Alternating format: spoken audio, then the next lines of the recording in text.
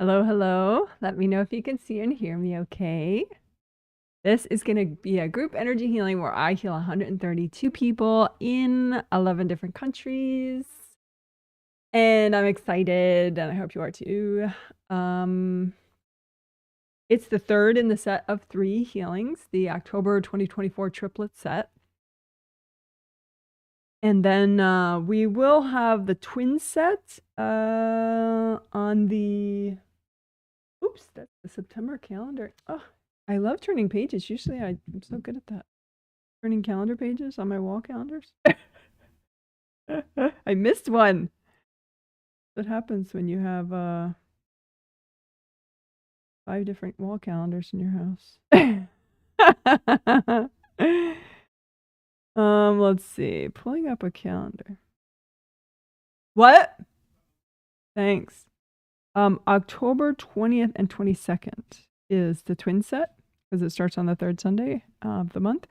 And except in December when it's delayed a week in order to be more advantageous for you guys. Long story. But anyway, this is Smokey, who I am moving. But so the twin set is in 2 weeks almost. Just under 2 weeks. No? I did want to say a quick note about the twin set, which usually I wouldn't do right as the first thing, but why not? It's in my mind.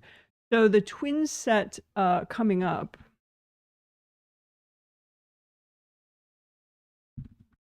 This is not the twin set. This is the final healing of the triplet set.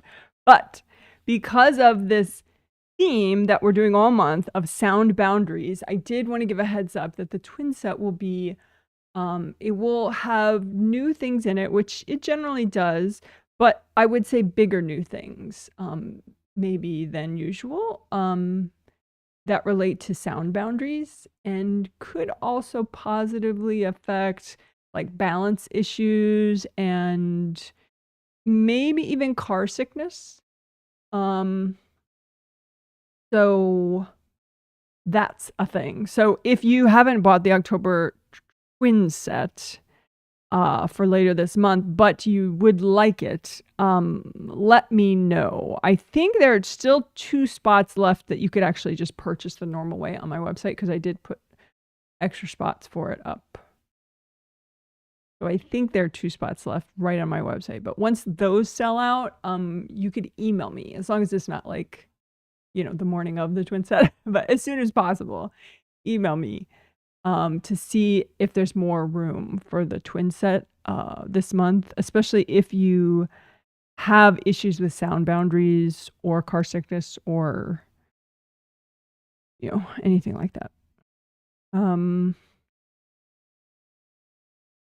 And if you can't afford that set, we can talk about it. Like maybe if you need delayed payment or you need, the financial need rates are already there, but if that's still not enough and sound boundaries are a big deal for you and you didn't buy the set yet, we can talk through that.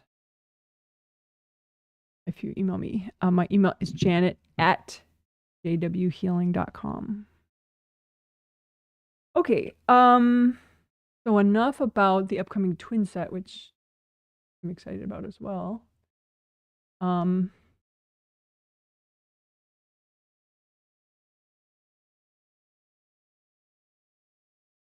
So looking at today and what we're doing.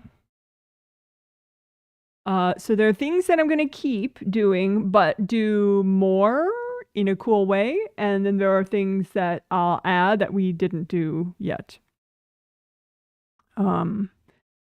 Obviously. And so I want to repeat, and I do have a lot to get done today, so we'll see. My intention is to do all that I'm saying I'm going to do, but, we'll see. So I want to repeat the clearing resistance. I think that was helpful, and it was quick and easy to do. We did it towards the end of the Sunday healing. So I want to clear resistance, and I think maybe if I could focus it a little more on our 2 themes, I think in general, resistance towards whatever you're resisting is the worst thing ever, and so we need to clear it. But resistance towards hearing others is kind of an interesting thing. It's, like sometimes you just want to think and someone's making noise and you have resistance towards that. I think it could make it harder to tune out selectively, to tune out different things you're hearing. So I think exploring that could be interesting, just as clearing resistance, but also clearing resistance to hearing others, and also clearing resistance relating to our other theme, which is sleep. Is sort of an unstated theme, which is why I never recommend that people just wait and wait and wait until some stated publicized theme of the set is like knocking them down with how relevant it is for them. I recommend just go for it, do whatever set that your instincts, go with your instincts. Don't wait until the perfect stated theme, because we've been working sleep issues a lot, as well as sound issues. Anyway, so I want to clear resistance to having to wake up at a set time, resistance to having to wake up early, what is early for you, which of course may not be early for other people, but whatever, all relative. But anyway, resistance to waking up, resistance to going to bed early in your mind, what you think is early, or resistance to not being able to get back to sleep, because your resistance always makes everything worse. It just sticks everything in place, all the energy blocks. So it makes it less likely that you're going to just clear the blocks and get over it and be functional. So, I think that will be nice. Sort of a custom clear resistance little chapter. So we will do that. Things that I want to repeat, clearing back to sleep baggage. That was huge. We did that on Sunday. It was first time ever. Because of the sleep slide work that we've been doing. The sleep slide is an awesome name, first of all. But it's a thing. It's like your route to the astral, and it's like a slide. And if it were all cleaned off and nice, it would be green. But often it has like black or white or just junk on it and stuff, so it doesn't look that color.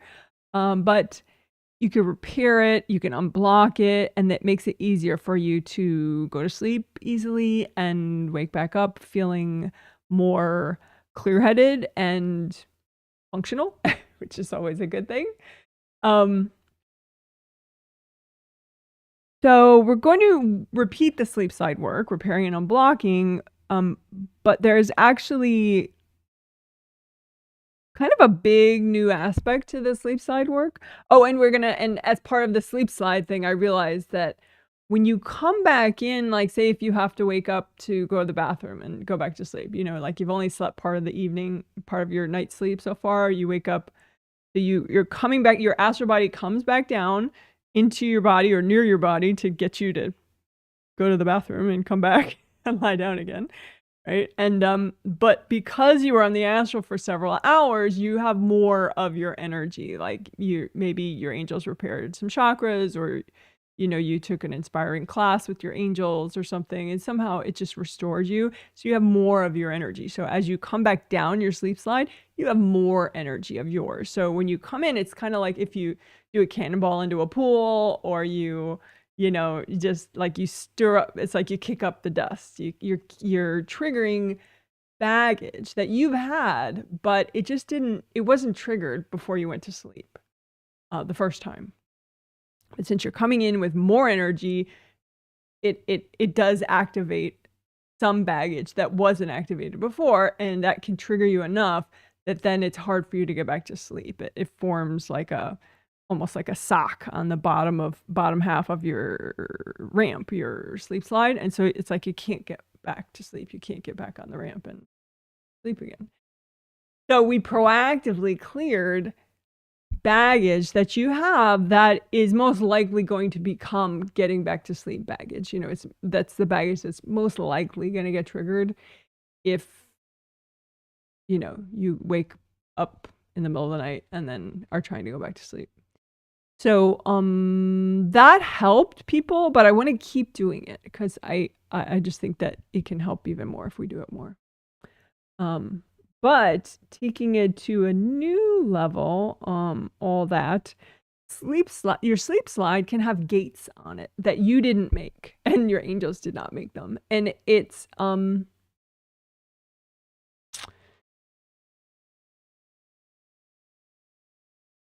don't think people like know about other people's sleep slide and put the gates on the sleep slide. I think it's just people put stuff in your space, your auras, your chakras, you know, they kind of hand it to you, and part of it ends up on your sleep slide.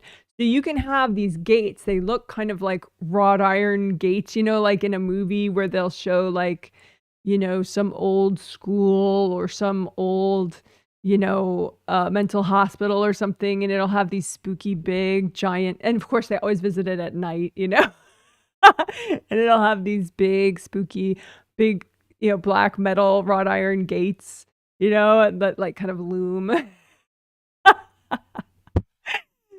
So the gates on the sleep slide, they look a little bit like that, big wrought iron, and what they do is they usually, well, they can it's like you have to go through them in order to get up and down your sleep slide. So it affects what you can bring, either bring through the gate, either bring down, you know, when you wake up, to bring, like, say, some more of your clairvoyance ability that you have, but you just can't bring it through the gate on your sleep slide. So consciously, you're not very clairvoyant yet. Or it affects just, you know, different things like that. So we're going to be removing sleep slide gates.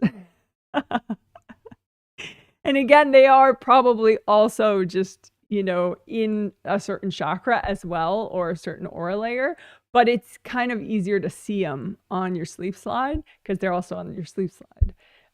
So that actually should be fun and easy. And if you were not driving, and if you were in a safe location, like say your house, and you know your house is energetically safe because you cleaned it out and you asked your angels to clean out your house, then you could play with it too and like remove some gates and then go up your sleep slide as like a quick 20-second out-of-body meditation. Like imagine going up your sleep slide and get a healing, ask your angels for a healing when you're up on the astral, and then go back down your sleep slide back into your body and just see if you feel different, not just because of that, but also because one of the gates is gone, you know, or several, and so you're able to bring more of yourself in. So anyway, that's what we're gonna do. One of the things we'll do is melt away gates on your sleep slide. Some of them are at the base of the sleep slide. Those are the ones I noticed at first, but then there's also ones that are around the middle of the sleep slide and ones that are around the top of the sleep slide. So we'll check for those.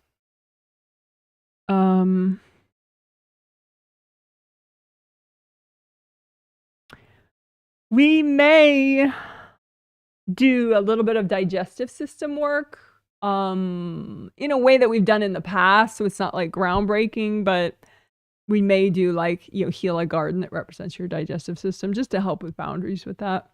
But I'm not sure if we'll have time, but we'll see. So much I want to do. We will do again clearing hot pants blocks, you know, biker shorts blocks in that area, which I'm just addicted to showing the diagram of that. So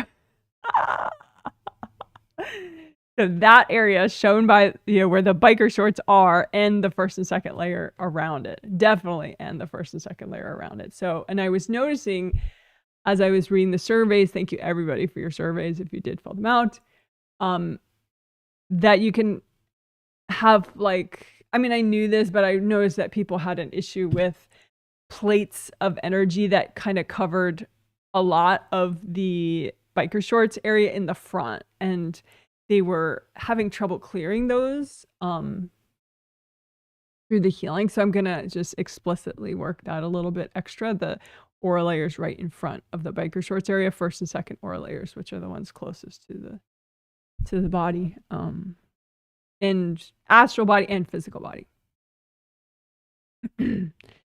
So that's the hot pants work.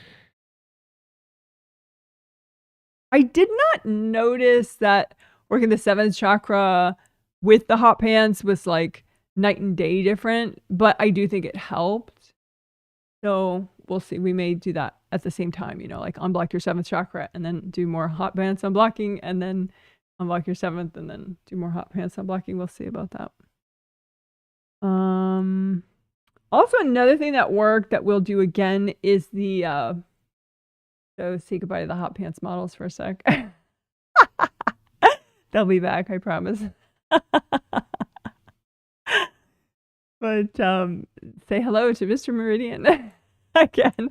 I got a new graphic of him after the live stream ended. So so now there's his nipples and more chest hair.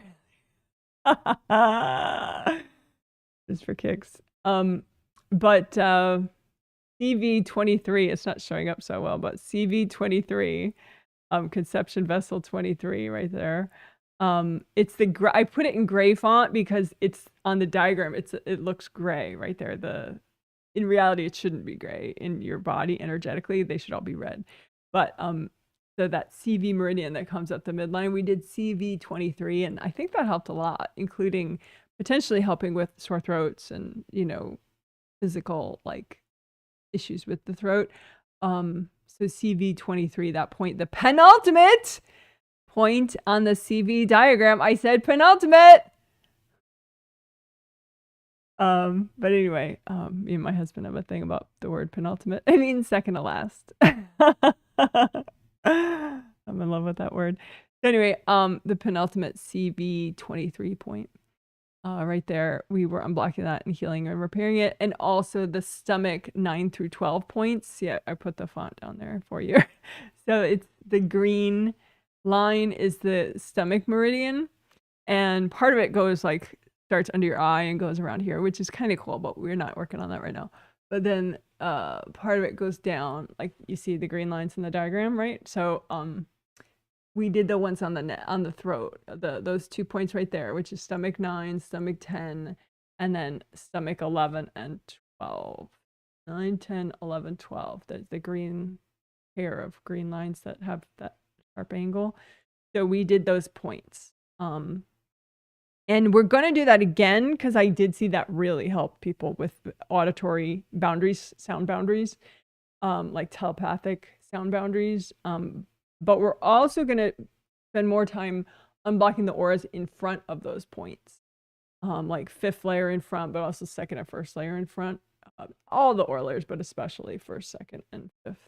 5th because 5th chakra, you know, is sound and communication and inner voice and hearing angels. But 1st and 2nd layers, because they're so close to the points, they have a really big impact on all your acupuncture meridians.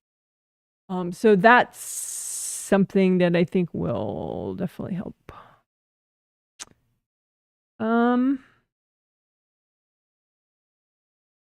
So those are all the definites. And I'm excited about them. So the new thing, the new thing would be the gates on the sleep slide. But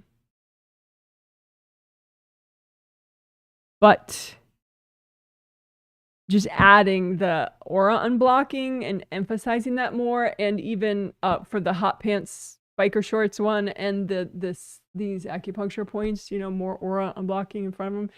But also manipulations, you know, manipulations versus like, is it an energy block? Is it a manipulation? The difference is manipulation, someone went out of their way, either consciously or subconsciously, to put it there. Whereas an energy block, maybe somebody was courting you and the buildup of their energy just formed a block. So they didn't actually craft this thing and place it in. It just, they were courting you and their energy became an energy block. So, but there could be manipulations, and sometimes manipulations, they're just a little more effective in screwing you up rather than just an energy block, just because they've been kind of crafted to screw you up on a conscious or subconscious level. So as we unblock in front of these acupuncture points that I've just mentioned, and in front of the biker shorts areas, I'll keep a special eye out for the manipulations and help melt those away.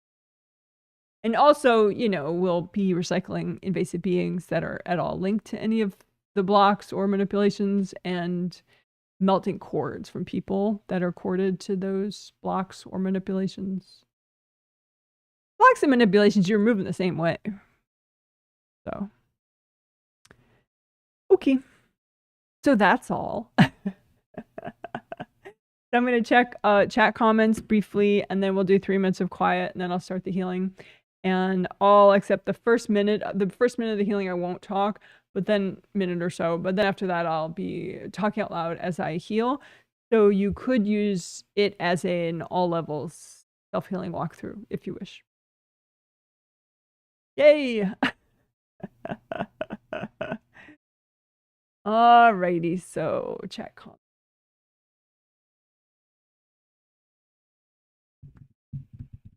Oops. Yeah. Hey, Janet, can see and hear you in sunny San Francisco, 67 degrees Fahrenheit. So you guys cooled back down today. And sunny. Well, that's nice. I would take that for October weather. But that's not being offered to me in Olympia, Washington. We have cloudy. Although it didn't get that cold last night, so my tomatoes are happier, I bet.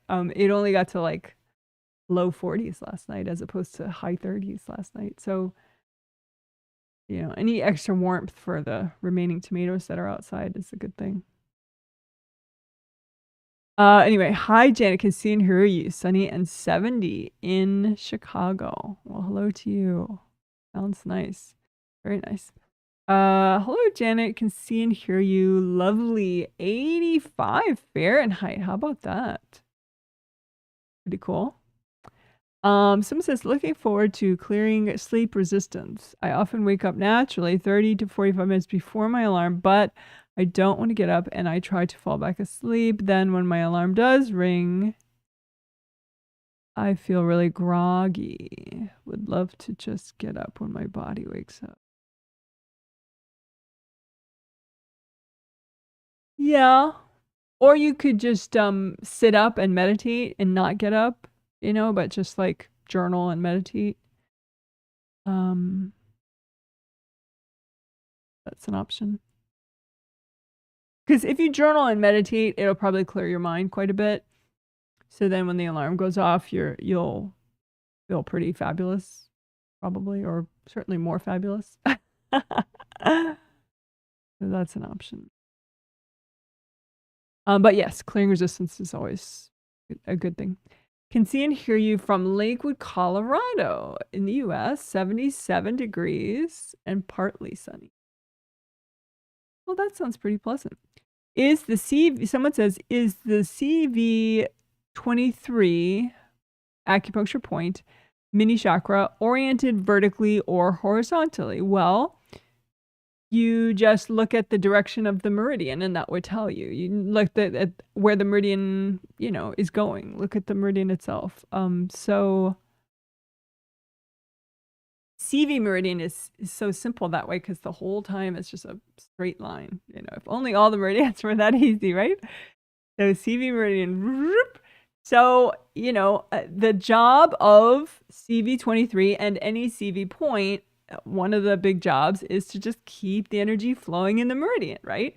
So that would be silly if its job is to keep energy flowing in the meridian and it was oriented like so that it shot energy out of the meridian, right? Like the major chakras shoot energy out into the aura layers, but acupuncture meridians don't do that. They just keep energy flowing within the meridian. It's like it's just a system. You want the meridian to not be frayed. You want it to not have holes in it. You want it to just go up and down like a nice bendy hose, like a nice flowing hose. But in the case of CV meridian, it just goes straight up and down. So if the chakra's job is to just send energy, in this case upward, because that's the direction of CV meridian, well, then it's going to be oriented this way, right? It's not going to be oriented this way because how would the energy get up in there, right? If it's oriented that way and the meridian's going here, it just wouldn't make any sense, right? It's got to be oriented this way so that it can just send the energy up, right? So it just depends on the, you know, where the meridian is going, you know, the shape of it, and the acupuncture point meridian, the minor chakra, fits right into it, you know? So that one's actually a good illustration of how simple that is. Okay. Hope that makes sense. If it doesn't, you could always post a follow-up question, and I'll get to it later. Someone says, hi, Janet, in Jacksonville, Florida. Cloudy and 84 Fahrenheit. I hope you stay safe in Florida with all these hurricanes. Feeling shame, humiliation after an interview. Interviews can be very triggering. I'm sure it's not only you gets triggered by interviews. But I'm sorry you're feeling off. But, you know, unblocking your grounding would be good. Unblocking the front of your aura, because you have some energy blocks that are being courted by some different people. You don't have to worry about who they are, but just, you know, the whole front of your aura. Or you could do like clear STEBs, you know, stubborn triggered energy blocks. Just stack them all up, melt everyone out of them. But yeah, your grounding's a little blocked, and then you have big energy blocks that are being courted by people, so you're not clearing them, and that makes you feel very off. Hey Janet, I can hear and see you from Las Vegas, 92 degrees Fahrenheit. How about that? That's so warm for October. Oh, we should start cooling down. Fingers crossed. Thank you for today's healing. You would think. You're welcome. Hey Janet, we can see and hear you in Evanston, Illinois, which is just north of Chicago. 70 Fahrenheit and sunny. I sing it because I used to live in Chicago, and I used to live in Evanston too, actually, and work there for just a few years. But I used to go there a bunch too. Thank you for explaining orientation of acupuncture points. No problem. Okay. So yeah, there's that.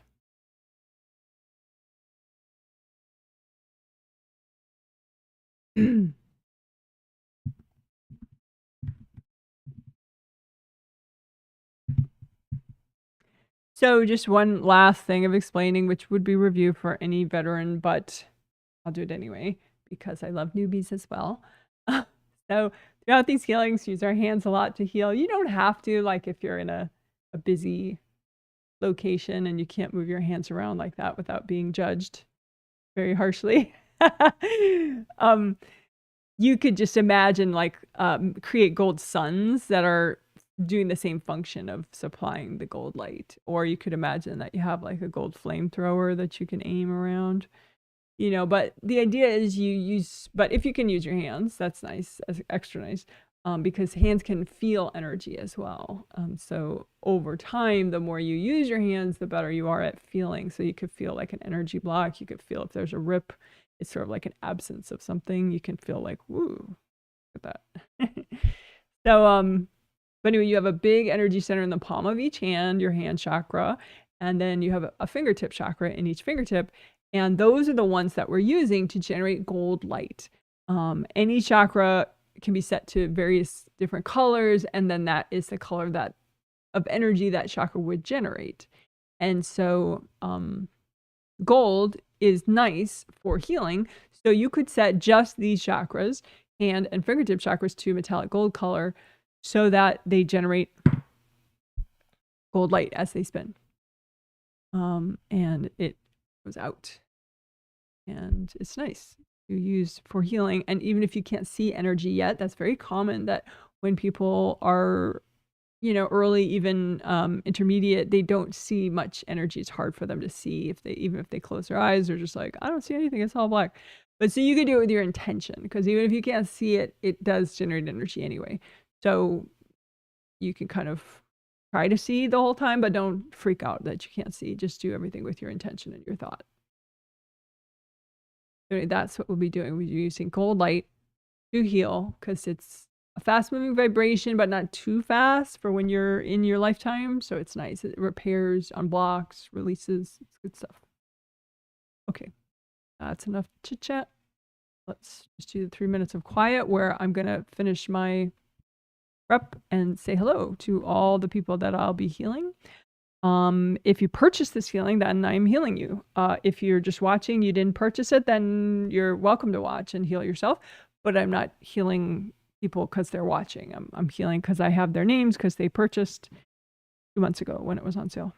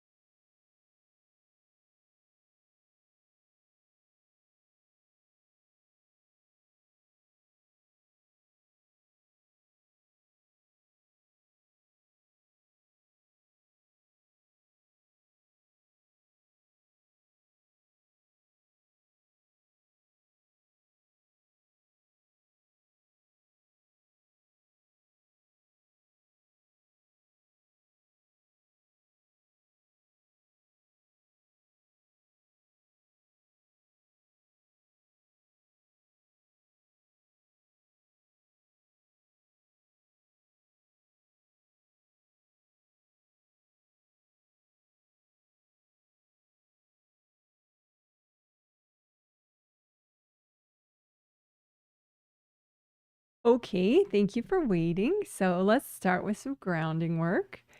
So get rid of your old groundings and make brand new ones for yourself, red or orange or yellow, both the same color. So both red, both orange, or both yellow. And make them nice and wide as all your auras. And bring them up high as your third chakras. Third chakra is beneath your sternum bone. So around there maybe. And so, and you can make a copy out in front of you of both of those brand new groundings that you just made. Again, one grounding is for your astral body and your astral body aura, and one grounding is for your physical body and your physical body aura. Just use gold light from your hands to comb all the way down through every little part of your grounding and melt away any blocked energy in your grounding. And just, you know, scrub away anything that's not you in your grounding. So it could be an actual person or some hard objects that somebody threw there. Just get rid of all that. Could be some energy somebody dumped there, like, oh, fix this problem for me, and then they dumped it in your grounding. So just melt away people's problems. Anything that's not your flowing energy, just melt it all away. And then indie grounding is where you check the outer surface of your grounding as it flows downward and melt away any attachments going into your grounding, which would be like other people connecting their grounding to yours or vice versa. If you connected your grounding to other people, just melt all that away so that your grounding is not only just for you, like in your mind, but in reality.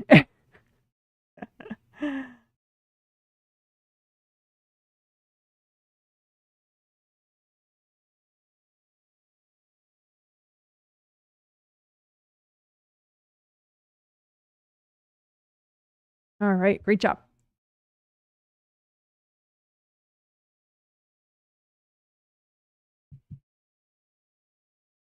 Okay, so let's repair your auras. Let's do all 17 of them all at once. Oh, you have 17 because you have an astral body aura, a physical body aura, and then 15 auras called your Wei Qi auras, W-E-I space C-H-I, Wei Qi, which is a traditional Chinese medicine term. It means it has to do, it's your strong boundaries energy. So just comb through all your auras with gold light. I'm going to clean out the rips, and so they start to repair. But we could do this also a different way by composite copy technique. So you imagine an image of a rip, and with your intention, you have that rip represent all the rips in your 17 auras that you need to repair. And then you're going to clean out the rip and repair it, right? So you clean it out with sticky gold wax, which is gold light from your hands that with your intention, it sticks to whatever's not you. And then you remove it all as a lump, all that junk that's not you with the gold wax all stuck together, and you hand it to your angels. So fill up the rip with sticky gold wax, have it stick to all the hard objects, invasive people, invasive beings, whatever. Just get all that out. Angels, here you go. Again, sticky gold wax, and with your intention, have the sticky gold wax stick to everything that's not you. Hard objects, invasive people, invasive beings. Lift all that out as a big lump. Angels, here you go. And then just use gold light, get it as deep as you can in that rip so that the rip starts to repair.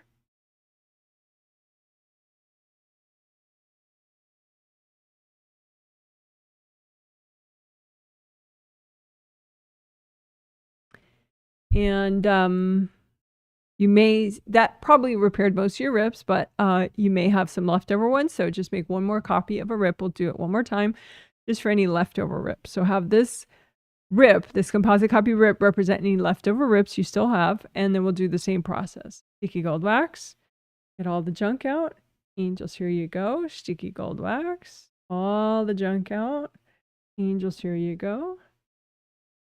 And you can say, angels, if there are any invasive beings in the way of this aura repair, can you please recycle them?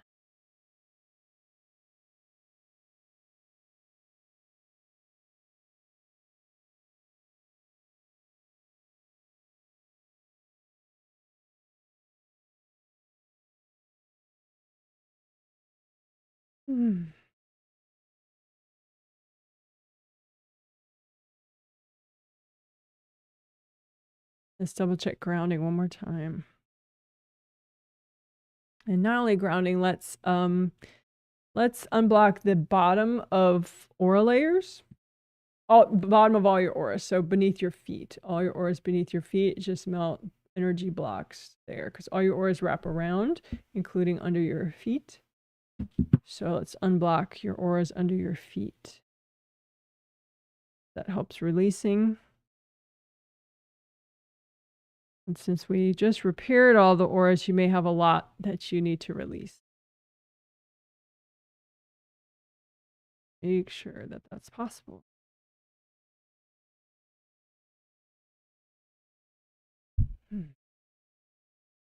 All right. And if you have any leftover hardness, stay in the outer surface, which I would call aura scarring. Or if you have patches of hardness in a couple layers, which I would call aura bruising, just put copies out in front of you of all your aura scarring and bruising and melt it away with gold light. You don't want any leftover hardness. You only want flow. Flow is going to be stronger than hardness. All that hardness melted away.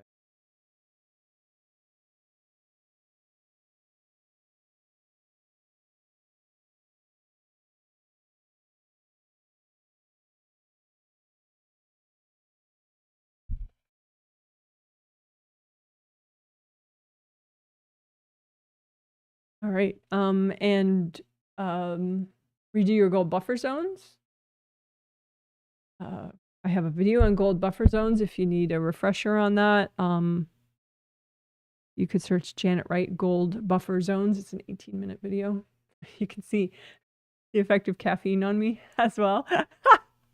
Because I'm like supercharged in that video. That's what 2 big cups of awesome tea does to me. I usually don't have any caffeine whatsoever.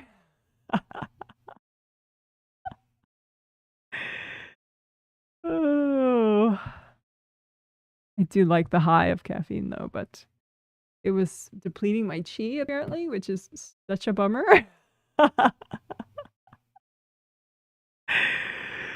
One illustration that life is not fair. Because something as pleasurable as a caffeine rush from awesome tea was also harming me more than it was helping. Oh, well. You don't want to resist reality, right?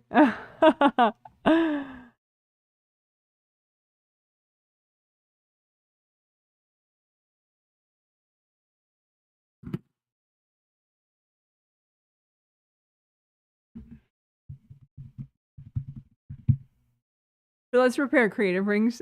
There are 3 gold rings, 1, 2, 3, above your astral body head. So they come and go with you when you go to sleep. They're up there with you. When you're awake, they're right here. And they generate gold light, which is wonderful. And it gets sent down to help all your major chakras. And also it can form a nice extra gold force field right here above your 7th chakra, which is important, and above your the top of your governing vessel meridian, which is helpful. So good thing.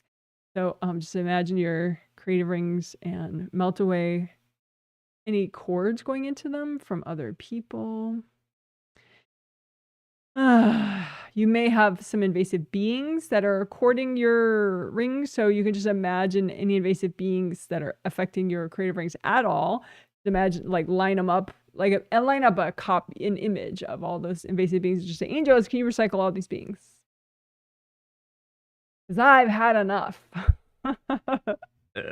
Enough is enough. All right. So just, again, heal your creative rings, melt away cords from other people. You can melt away cords from invasive beings, but it's better just to recycle them so they can't bother you later. Have the angels recycle them. You could have like hard pieces of energy wrapped around your creative rings, so you can just be aware of that and melt those hard they're like energy blocks, but they wrap around, so they're not flat. A lot of times energy blocks are kind of like a flat plate of energy, but these can conform to the size of the creative rings. Melt those away.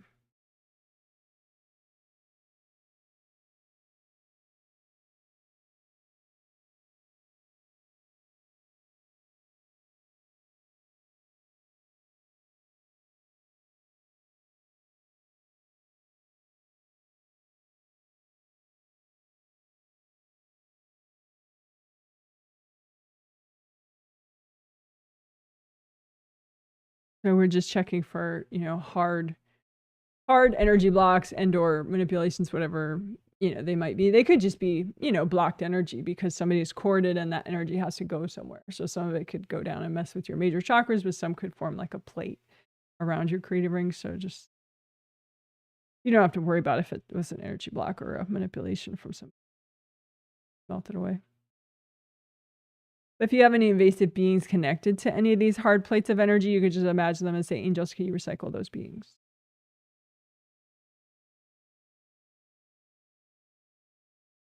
If you have any people cording these hard plates of energy, just melt away the cord.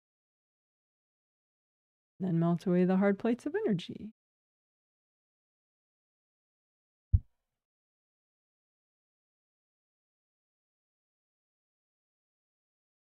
You want the flaps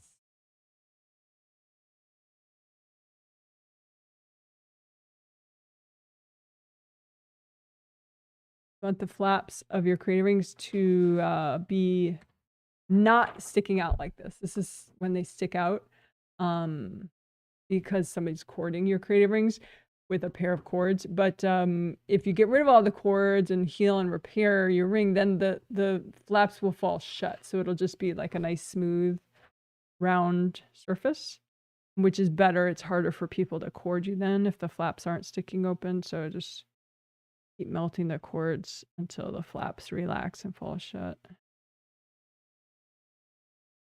Mm-hmm.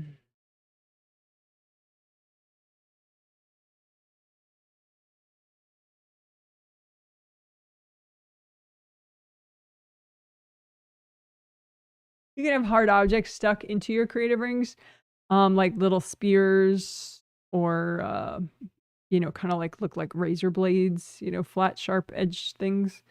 So you can just check for any hard objects and just kind of pop them out and have them explode. And then do extra repair around where there was some hard objects.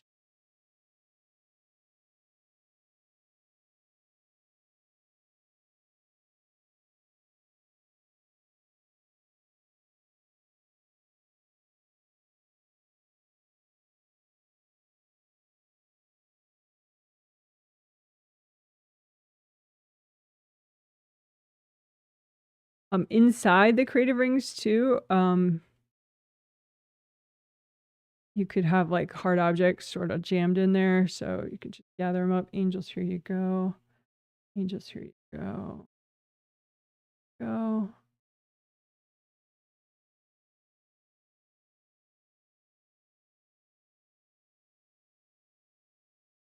All right, good job. Woohoo!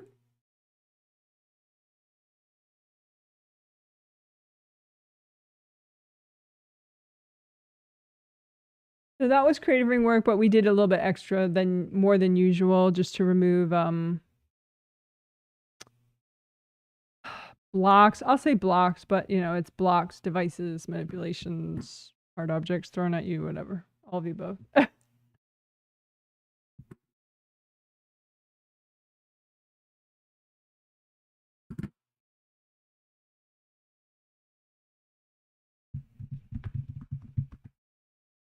Alrighty. So let's do chakra repair. Chakras are cool, and they are even cooler when they're not broken and busted and blocked up and corded. So let's make them even cooler. So this is a basic chakra shape, a cylinder with round opening, with open, it's open cylinder on both ends. And so you could make a shape that's similar to that and have it represent all your major and minor chakras, and then go ahead and repair it and unblock it and melt cords.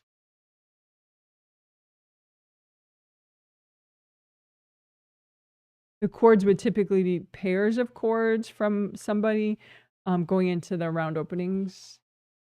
And you do have flaps around the round openings, similar to that drawing of the creative ring. So if the flaps are open, and that's an irritated state, and open as in what is shown here, with them sticking out. And then when you melt away the cords and do enough repair, then the flaps fall shut, which is nice, because then your energy, of course, still flows through the big round openings, but harder for people to cord. So if you're a veteran, and I was saying all that, of course, you've heard it 1,000 times. So you could just work through that. Like, don't wait for me to stop talking. Start repairing.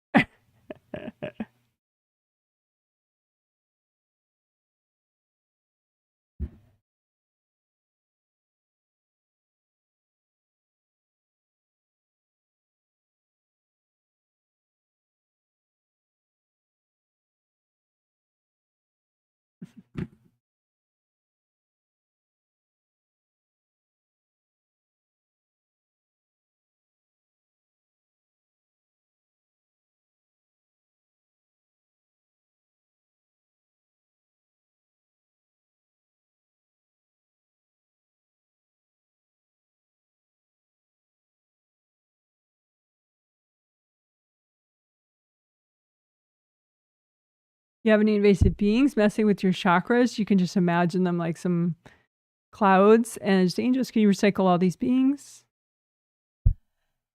And if imagining them first is somehow like sort of annoying, you can just say, angels, can you please recycle any invasive beings messing with my chakras?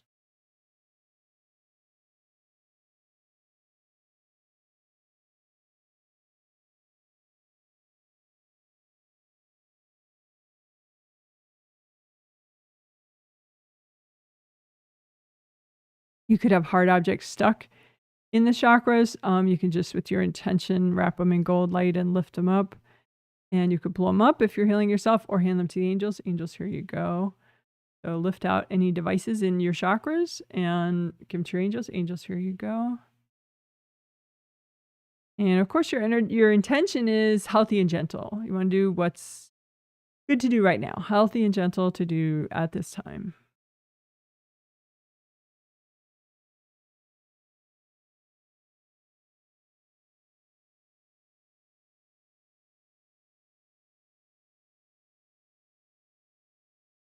And we did this 2 days ago after we repaired all the chakras like we just did now. We then got rid of that copy. We made a new copy and had it represent, new composite copy, have it represent all your chakras that are like right now, since you just repaired and unblocked them all. Single out the worst ones now and only repair and unblock those. So the worst ones, meaning the ones that still have a little damage, or they're still quite blocked, or still being corded, and just isolate those, have a copy that represents only those and work on those.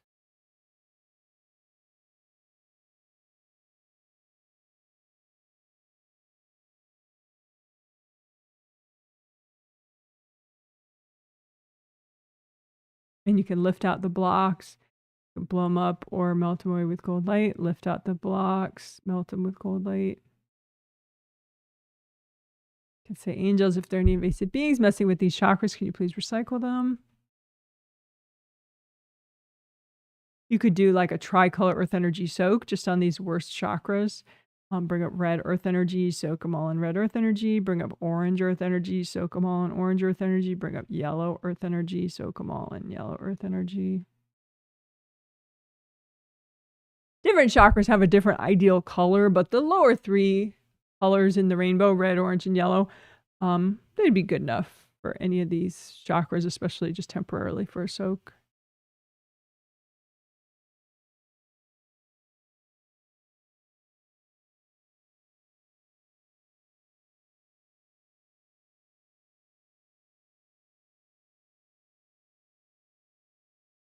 All right, good job.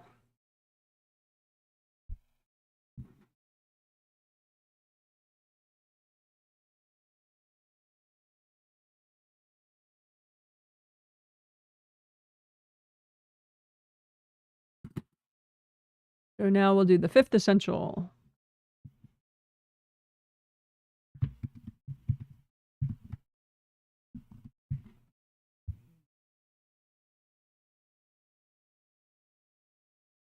Okay, so that's basically in this area, in and around the neck, and behind the base of the skull, behind the neck.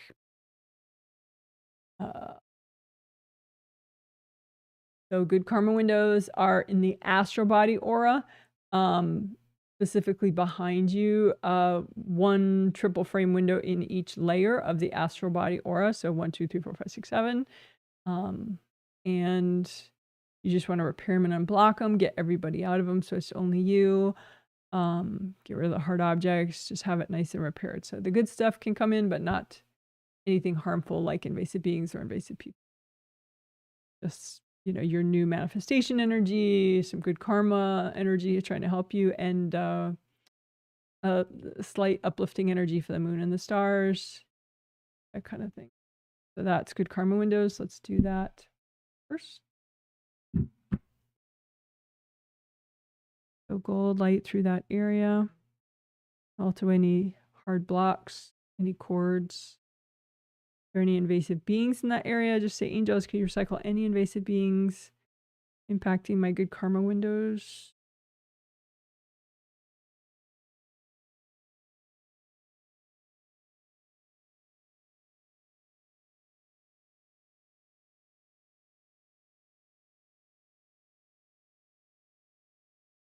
You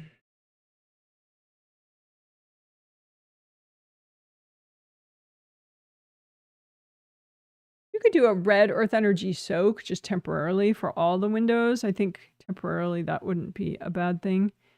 You know, the ideal color, say for your 7th layer, is purple, which is a lot higher, but you know, temporarily red could be nice, you know, just for a few 20 seconds for all your good karma windows. So red, bring up red earth energy straight from the core of the earth. Soak all your good karma windows in the red earth energy. And if any invasive beings start to move out, you can just have them recycled. Angels, can you recycle those beings? And any invasive beings that are still sort of woven in there, just say, angels, can you recycle these invasive beings?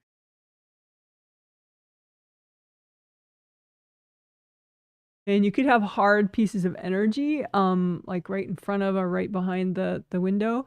So you lift up the hard chunks and you can melt them with gold light. Lift up any hard chunks, melt them with gold light.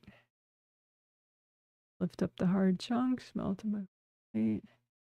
You could have hard objects still stuck in that area, like spears that were thrown.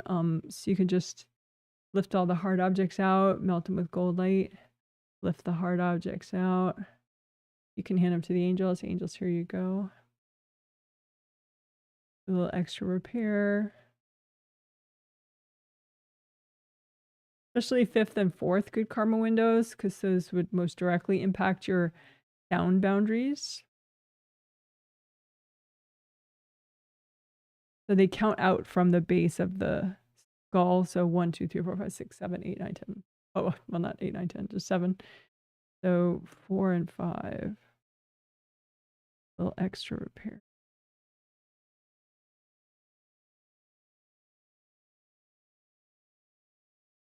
All right. So then flow zone is in that same area, but in the physical body aura, and there are no windows. So it's just the aura layers that you want nice and flowy. So you just don't want any energy blocks. So melt away the blocks. And flow zone also includes in and around the neck. So physical body aura, behind the base of skull, behind the neck. Just comb through it and in and around the neck. Comb through it. You want to get rid of all the hardness.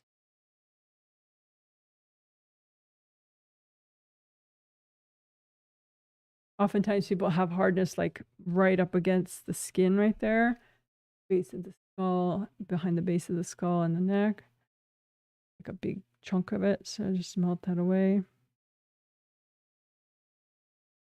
If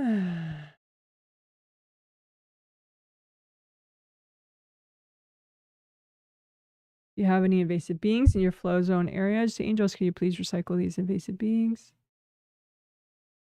If you have any being tunnels in any of these areas that we're working right now, good karma windows, flow zone, base of skull points, you say, angels, can you please, are there any invasive beings from being tunnels? Can you please recycle all the beings that came through tunnels? Can you please recycle all the tunnels and seal everything up?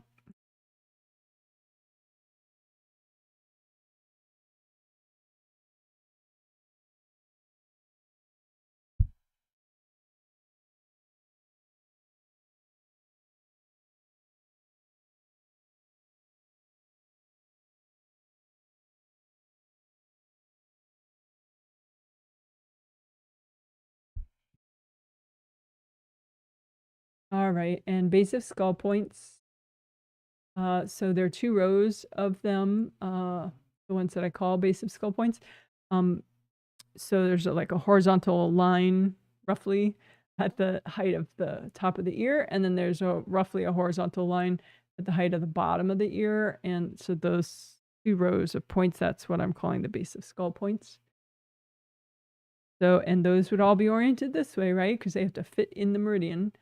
So that's how they would fit. And their job is to keep the energy flowing in the meridian. So they have to be oriented properly for that.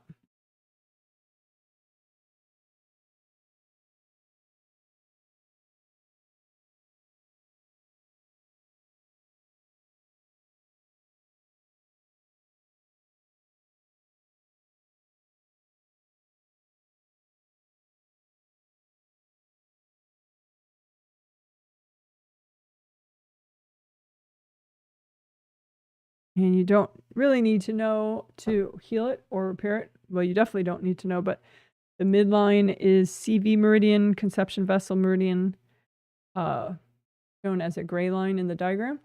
I'm sorry, GV meridian. In the front, it's CV. In the back, the one that goes up the midline is GV for governing vessel meridian. Helps to manage all your yang meridians, so self-assertiveness.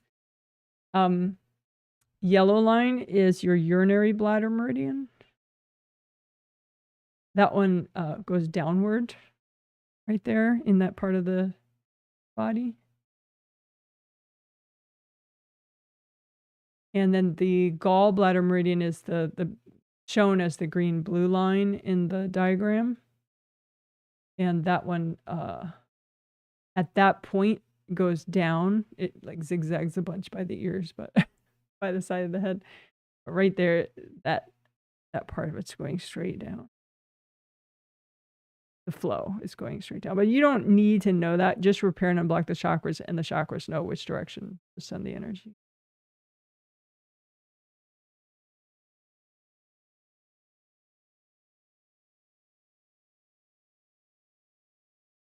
And then check the auras right behind those base of skull points for any hard plates of energy and melt those away.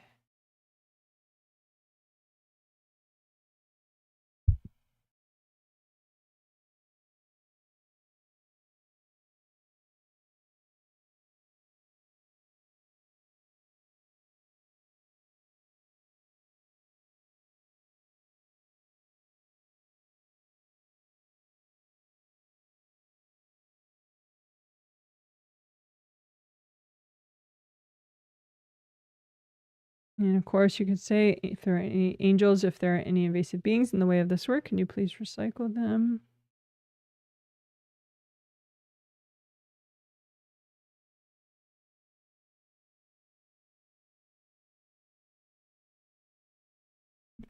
So you could do a little stretching, gentle stretching, or, you know, a little deep breathing. Breathe into your hips, breathe into your feet, your hands.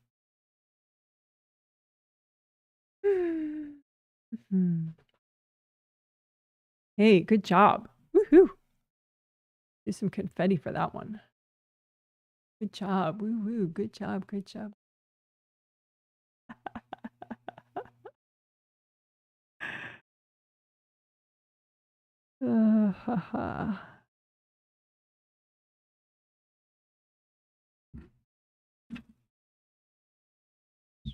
Hold on one sec.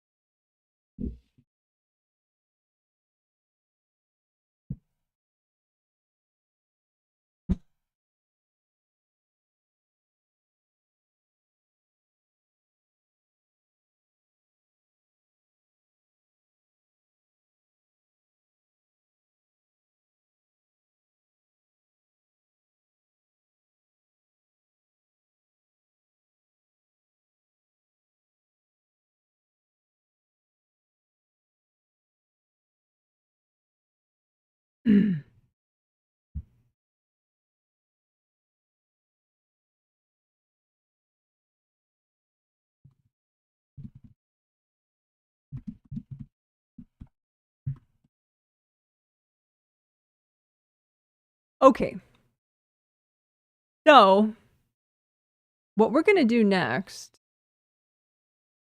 I gotta change my banner.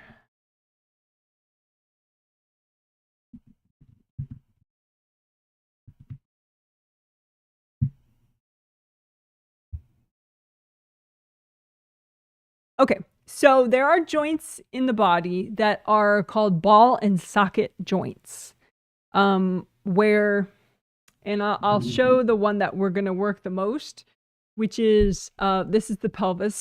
This is close to, depending on the person, a life-size model of pelvic bones. Here's the sacrum, which is one of my favorite places to unblock and heal at the base of the spine. So your spine would be right here. And these are the ilium bones, which are cool and form your pelvis. But this is the hip joint, right? This is where the hip joint is.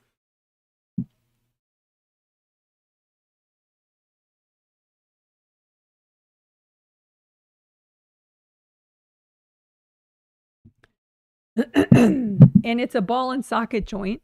I don't have I think it's the femur bone, your thigh bone, your big old thigh bone. I don't have a life-size one of those, although that might be fun to get at some point.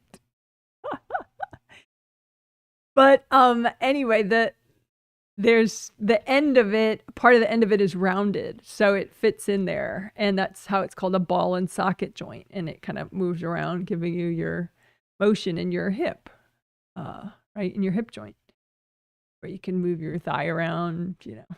And so that's a cool place, right? All joints are cool to block and heal because you have nerves in there, and, you know, movement is important.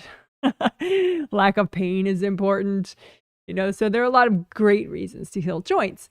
But lately I've been noticing, specifically in the hip joint, but in all these ball and socket joints, that you can have energy blocks that form just because, you know, people are courting you, their energy has to go somewhere, and it kind of builds up in certain locations. And this would be one of the places that I noticed that it can really build up. And it ends up looking like a bowl, the energy block. Don't know that I have a bowl that size to show you. Yeah, let me get a bowl. Hold on, my kitchen's right here, so.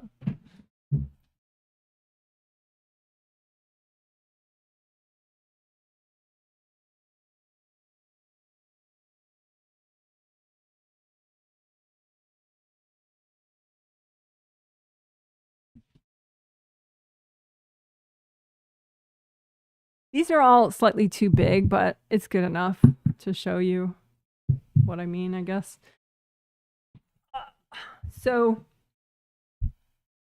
it could be a device that somebody, or a manipulation that somebody purposefully stuck in there, but most of the time it's probably, well, yeah, I would say more than half the time it's not.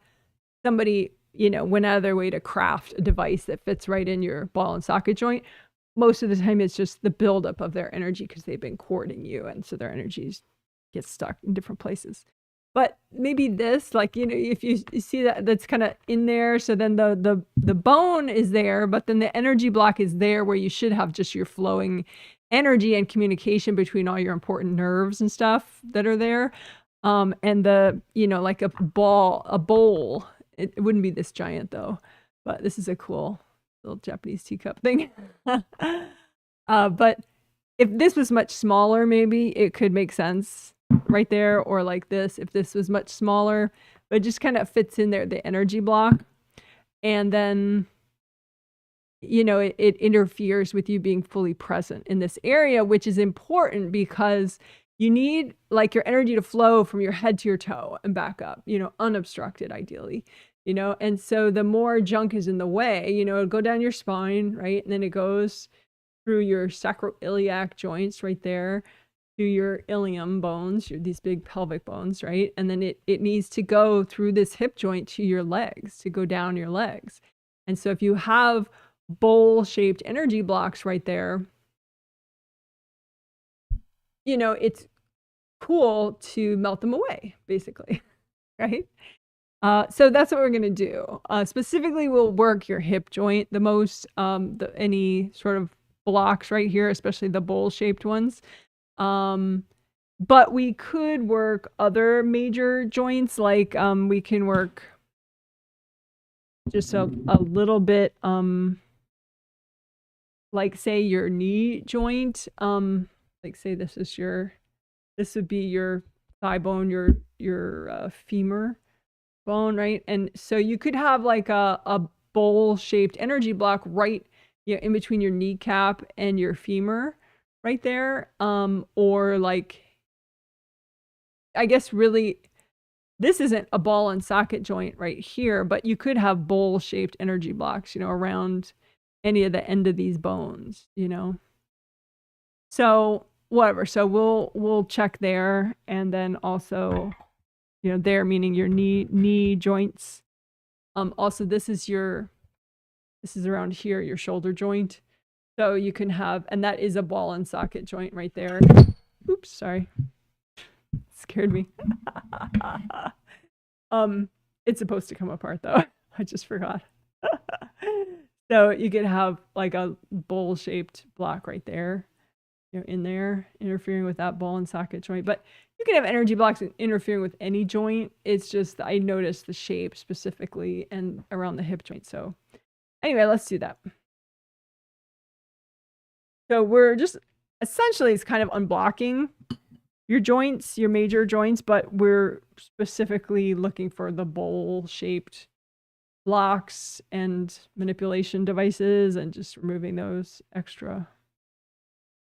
That's that. That's all.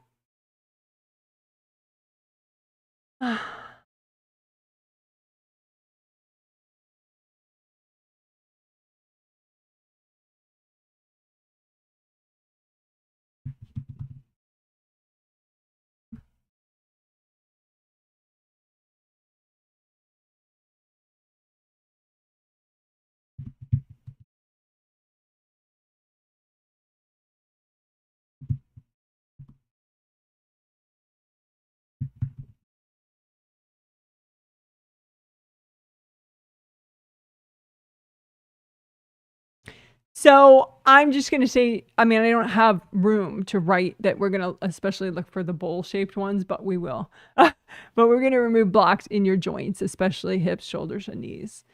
So let's do it. Let's do it. So think of your hip joint, which I showed here, right? So it's this cool indentation here in your ilium bone, and then your leg, your thigh bone goes in there, and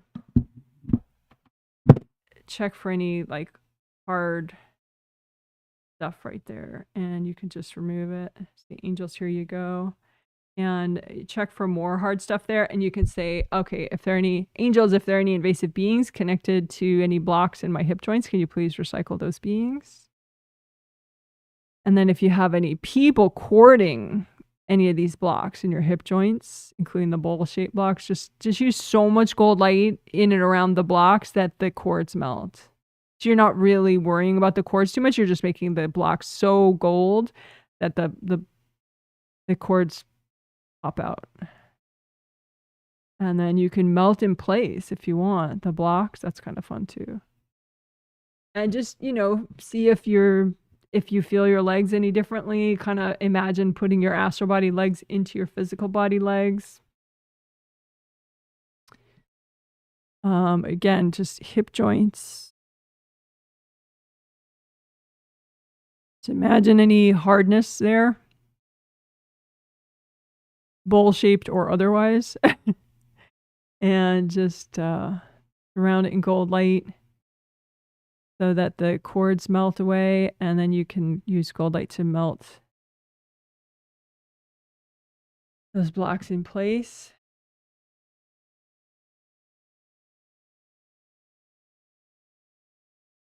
And imagine that communication, that energy flow of yours and your bodies through from your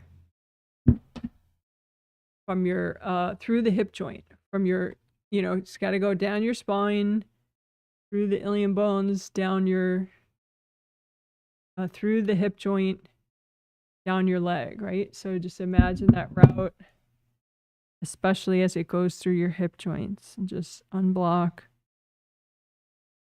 so your energy can make that route and not be blocked or distorted.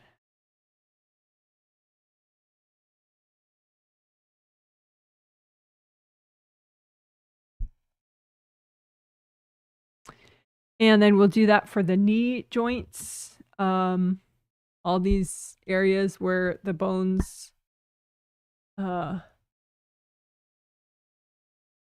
the in-between areas, in between the bones. Let's And you do have a smaller leg bone right here, so any sort of communication points between them. Check for blocks. Again, this is your knee joints. Remove the blocks, hand them to your angels. Angels, here you go. Remove the blocks. Angels, here you go. You can say, angels, if there are any invasive beings messing with my knee joints, can you please recycle them?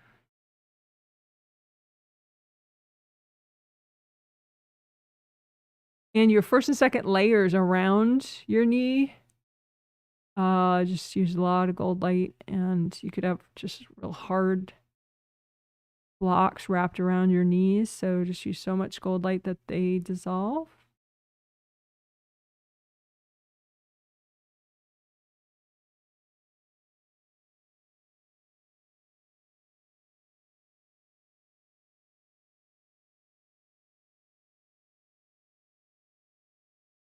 So again, any bowl-shaped energy blocks around your kneecap, or in the space between your thigh bone and your lower leg bones. Melt away any vices, any manipulations, any energy blocks.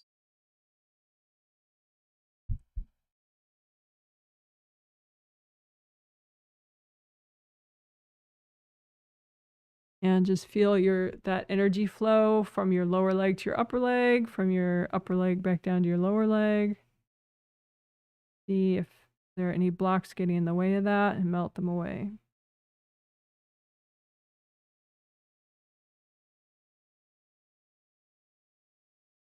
And your first and second layers around your legs.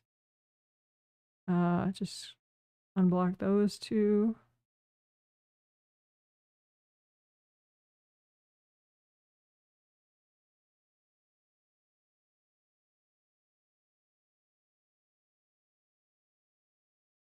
All right, and then shoulders. Those are so important. Sometimes you don't realize how important a body part is until it's injured, and then you're like, oh my gosh, I use this like every waking moment,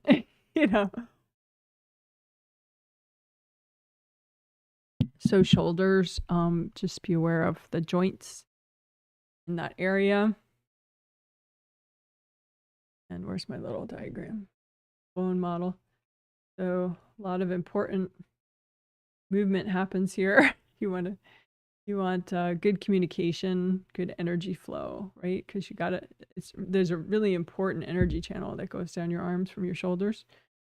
So, and of course, lots of cool meridians.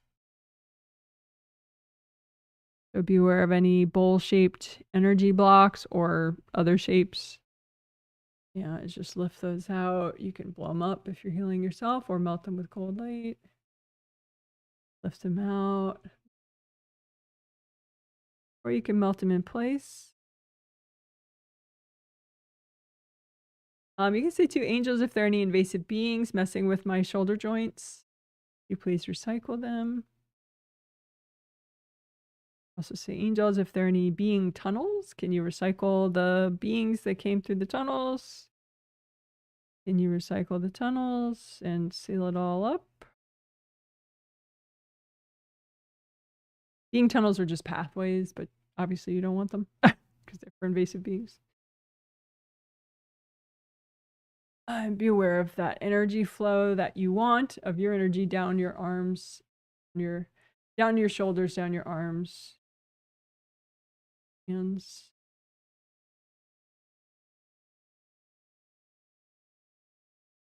And just notice your shoulder joints again. Notice any blocks obstructing that flow. Melt them away.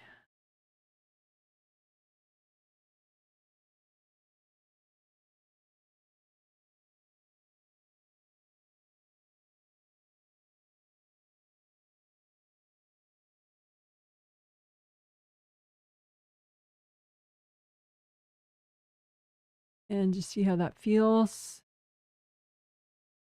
How do your hip joints feel? How your knee joints feel? Your shoulder joints? And then we can just do all the rest of your joints all at once, to the extent that's healthy and gentle, right? But just imagine any energy blocks in all the rest of your joints, like fingers, your wrists, and your ankles, your toes. Did not do. Just imagine all the blocks in your joints that are healthy and gentle to get rid of right now. And just pile them up and melt them away. Energy blocks in your joint. And you could say too, angels, if there are any invasive beings messing with my joints, can you please recycle them?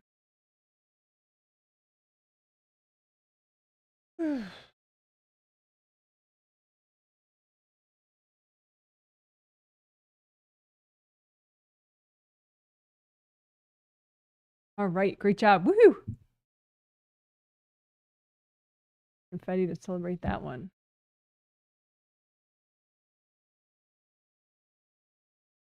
All right, so that was basically joint blocks. Explaining and doing.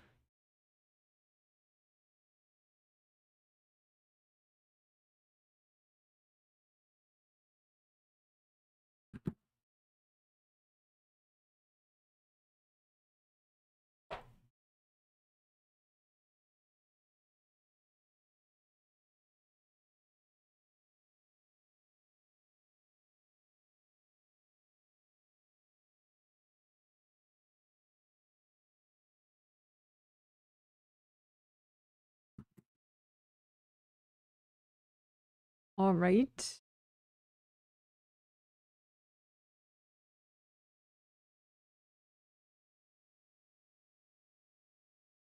So back to our fabulous hot pants models, biker shorts models here. Again, go ahead and forgive yourself if you do not look like an airbrushed model. These images are probably airbrushed, and that's why they have no panty lines. They're so perfect. Plus they're models. So there's that. But let's unblock this area of your pants blocks. And also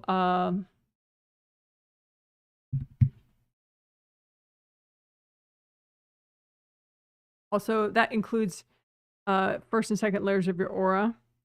So first we'll just do that, and then we'll get more in detail about right in the front. In auras, right in front of your pants area, but biker pants area. But first let's just do general combing through that whole area, including first and second layers.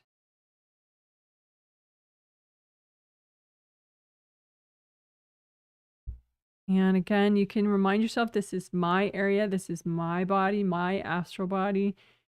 You know, this is for me only.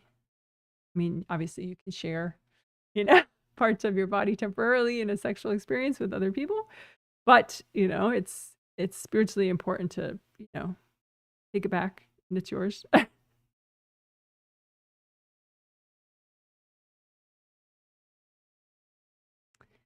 Sharing temporarily, owning for your own self permanently. Go ahead and unblock. Melt to anything that's not you. And this area, of course, includes your second chakra as well as your first chakra, both astral and physical, second and astral and physical first chakra, and your physical Kundalini chakra, which is beneath the first chakra. Is smaller than the first chakra, but oriented the same way. And so they touch. So like if this were red, that would be a good model for your first chakra. And then one beneath it that's smaller would be good for your Kundalini, or right beneath. Anyway, they're both red, and you can melt cords.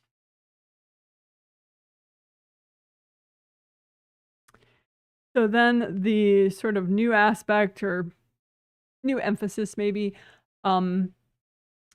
is just that you can have devices that are most commonly right in the front. I mean, they could be all around, but maybe they're only in the front of your biker shorts area. And it could just be, you know, blocks that formed because people corded and their energy had to go somewhere.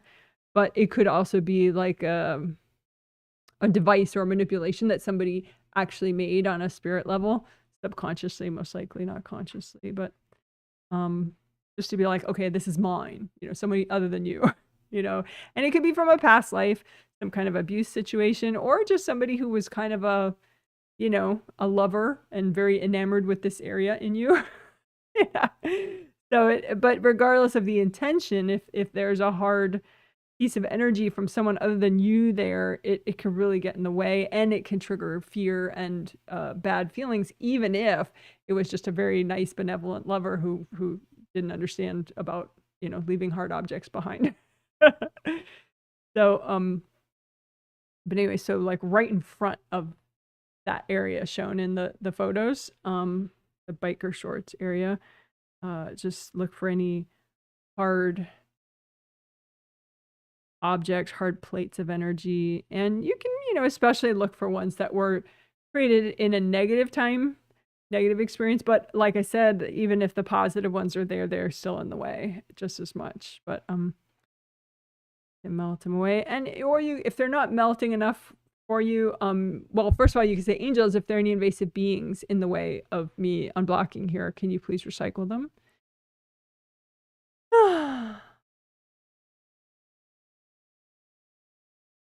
And if there are any people courting to these devices, which is entirely possible, and it could be people that are really benevolent and they just, you know, it's just a subconscious thing. So don't worry about who or why, you know, just melt cords going to these devices in front of your biker shorts areas, and melt the cords and just lift out. You can lift out the hard plates of energy, give them to your angels. Angels, here you go.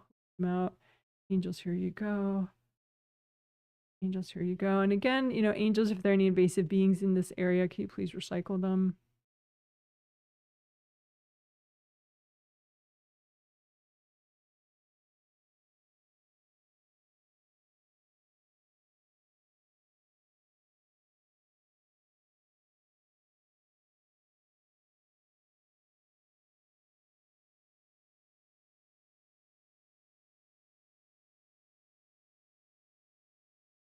Again, you can lift out hard plates of energy, especially in the front, but ones that wrap all the way around too. Angels, here you go.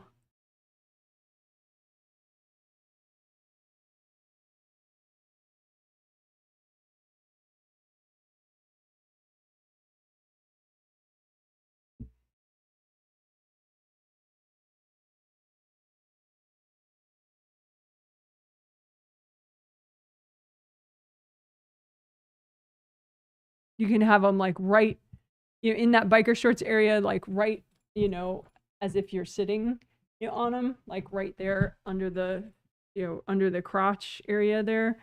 Just like ease those devices out.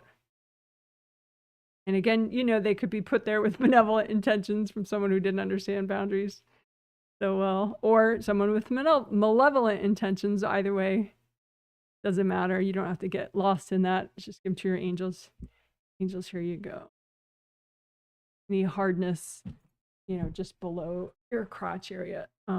Just ease it out. Angels, here you go. Ease it out. Angels, here you go. Because you're a fish.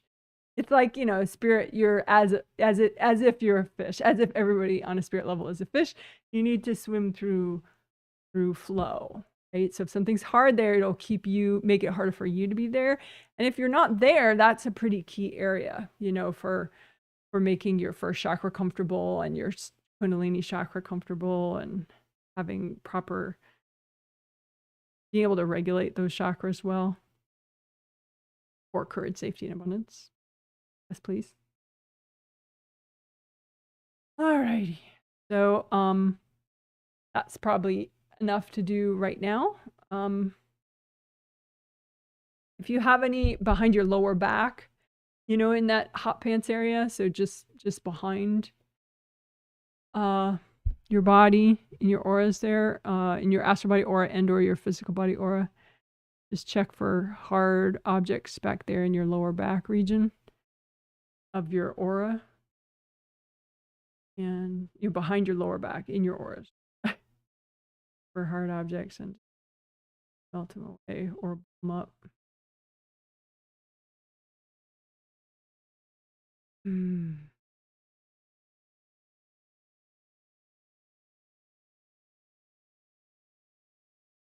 Okay, good job, good job. Woohoo!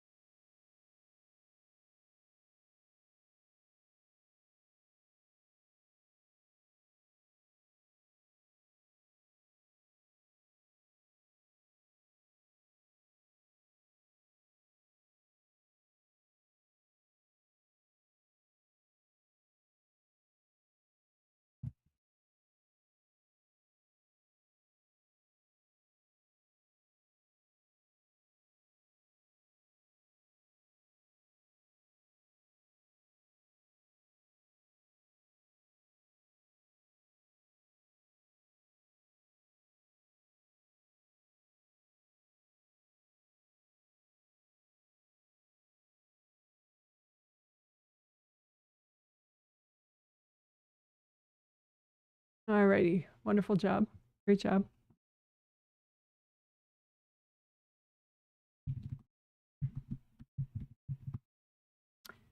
So I mentioned this in the intro. I explained it again.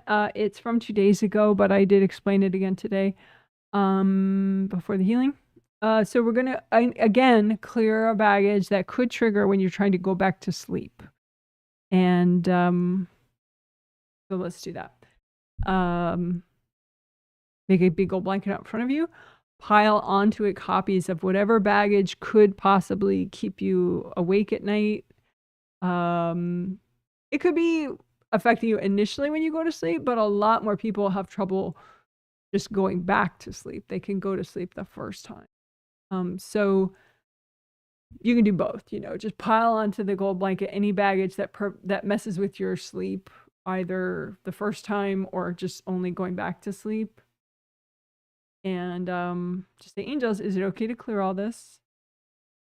And then just melt it all away with gold light. And you can say too, angels, if there are any invasive beings messing with any of this, can you please recycle them?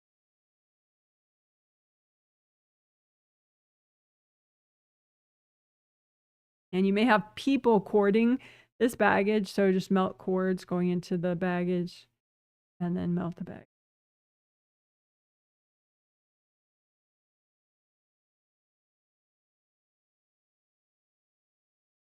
Couple deep breaths. Breathe into your biker shorts area, into your toes, into your fingers,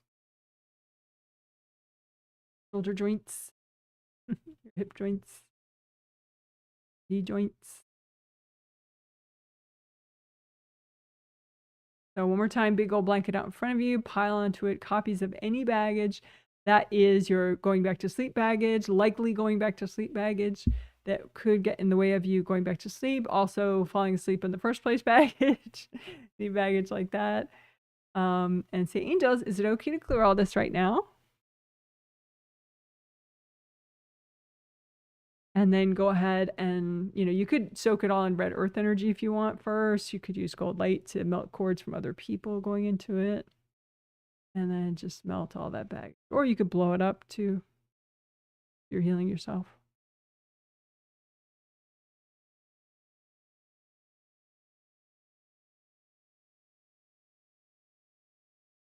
And if you have any leftover baggage that hasn't cleared, just wrap it up in the gold blanket and give it to your angels. Angels, can you help me with this?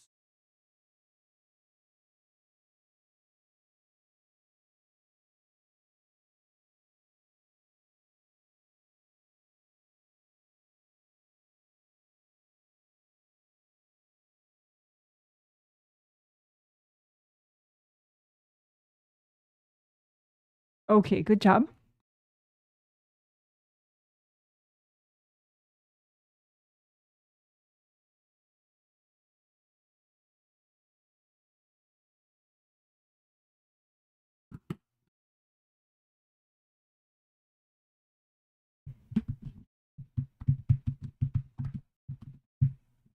Okay, so this is something that we're doing that's new, melting gates that block a part of you from going through the gate on your sleep slide.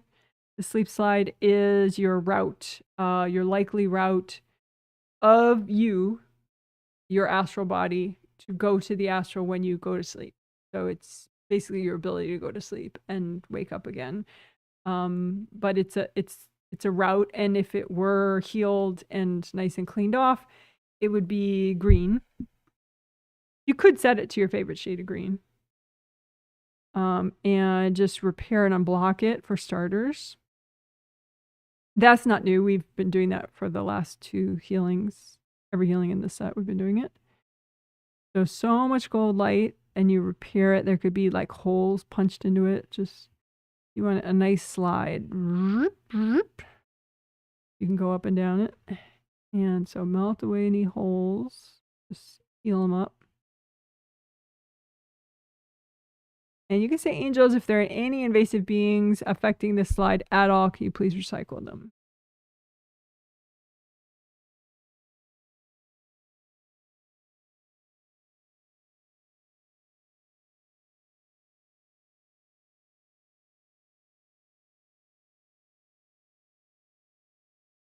Okay, so then gates. I explained. It's new this time.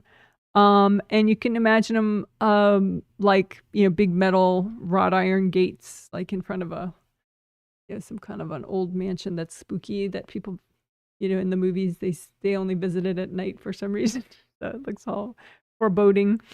But these are from other people. It could be just a manifestation of, when someone was courting you and they were sending you kind of intimidating energy, and so it's somewhere in one of your auras, but also ends up showing up as a gate on your sleep slide.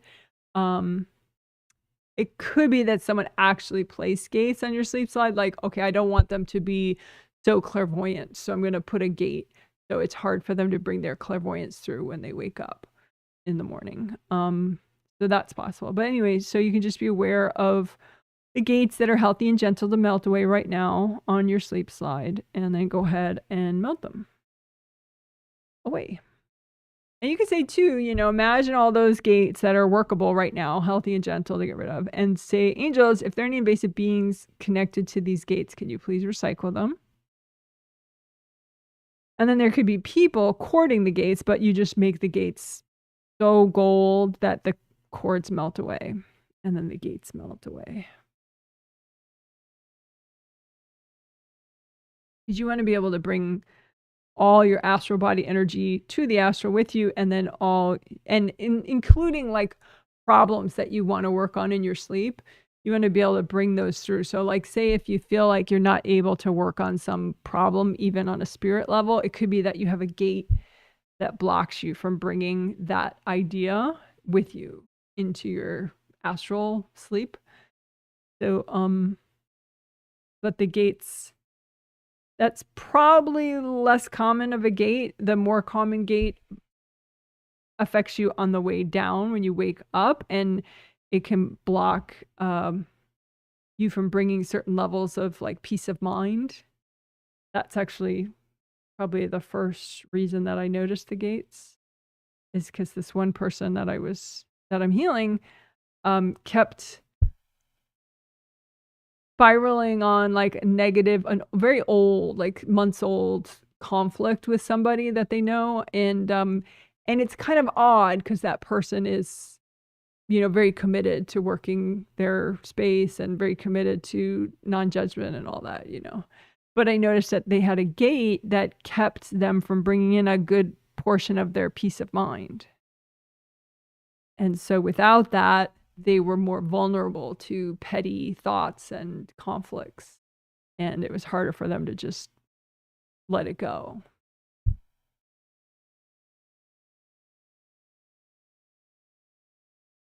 So you're working your sleep slide, and you want to be aware of the gates that are healthy and gentle to get rid of right now. And then you just use so much gold light that the cords melt away if there are any from other people, and the gates melt away. If you want, you can remove the gate and hand it to your angels. Angels, here you go. Remove the gate. Angels, here you go. You could sticky gold wax your slide if you want. Have it stick to all the junk that's healthy and gentle to get rid of.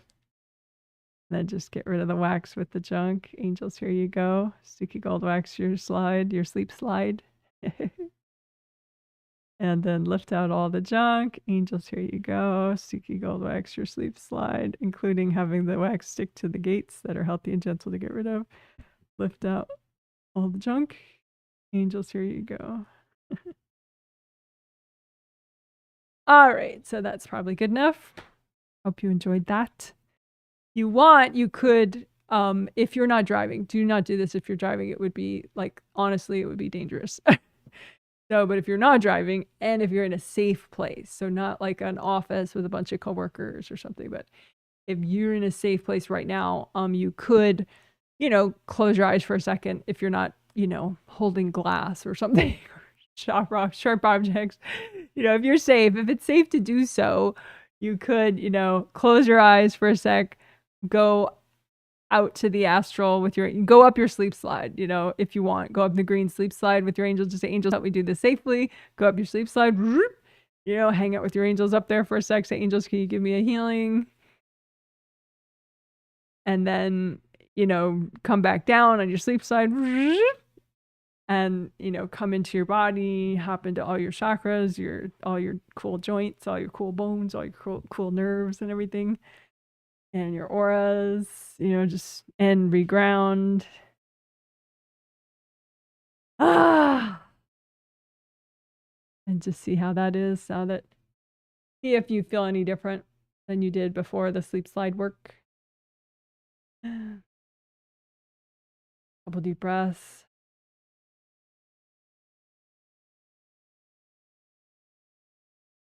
All right, good job, good job, good job.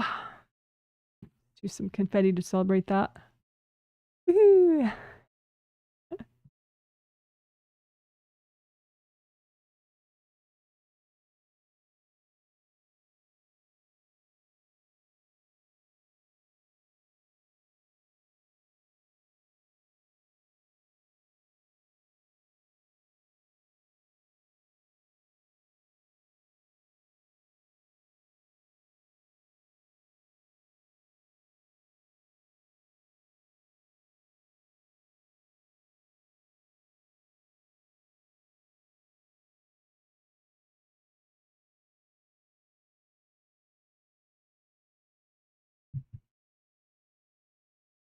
Okay, so we're going to heal little mini parts of you. It's common that we're not all one thing at one time. That's why journaling can be interesting, because you become more aware of like little aspects of what you think or what you feel that maybe isn't the prominent way you feel, but it's still really important and can help resolve some of the ways in which you're feeling 10 different things at once. Or you can explore the prominent thing that you feel too. But what we're going to do is heal mini yous that are stuck in certain ways, specifically to help the theme of sound boundaries, and also to help the surprise complementary theme of quality of sleep. So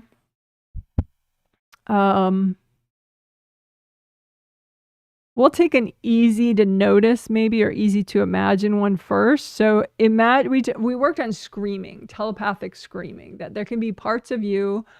2 days ago in the Sunday healing, we worked on that you can have telepathic parts of you that are screaming, either because of trauma, fear, anger, frustration, whatever, right? So just imagine if you have any subconscious parts of you that are screaming. Just imagine little versions of you screaming. And just, you could say hi to those parts of you, but don't expect any profound conversation with them because they're stuck in screaming, which, it's a thing. But you can bring up red earth energy. You can do like a tricolor soak with these screaming parts of you. They're red, and don't expect these parts of you to be like delighted and happy all of a sudden. They're screaming parts of you, but, just be like, hey, I'm just doing a healing. So red earth energy, bring that down. Orange earth energy, bring that down. Yellow earth energy, you could leave that up if you want. And just lots of gold light. through these parts of you, these screaming parts of you. Feel like it's okay, it's all right. You can imagine if there are any invasive beings kind of amping up these parts of you, because a lot of times when people scream, there are invasive beings causing that behavior or certainly continuing it, perpetuating it. So you can imagine the beings, if there are any, perpetuating this like a row of clouds above. And just angels, can you recycle all the beings, all the invasive beings that are messing with these parts of me?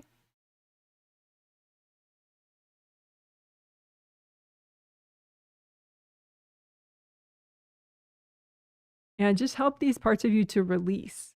You don't have to, have conversations, but just like make sure these parts of you are grounded and they have a nice connection all the way down to the core of the earth.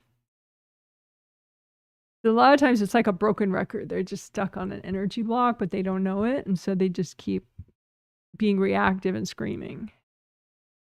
But they're just stuck. They just don't get it. So just use lots of gold light and earth energy.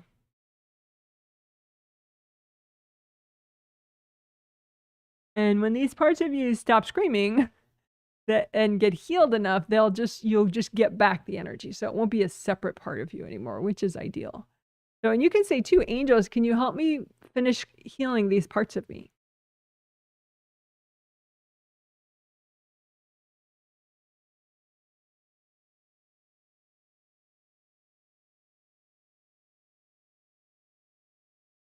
And if you have any parts of you that are still screaming after all that amazing healing you just did, check again for any invasive beings that are fueling that behavior. And just say, angels, can you recycle these invasive beings? And check for any cords from people that are going into these parts of you, and just melt the cords, because that's another thing that can just perpetuate a sense of conflict within you, is that somebody's courting you. Somebody's courting a part of you, and so it puts you into like a broken record kind of mode where you don't clear. So just melt the cords from other people so that this part of you can finally just clear and be well again.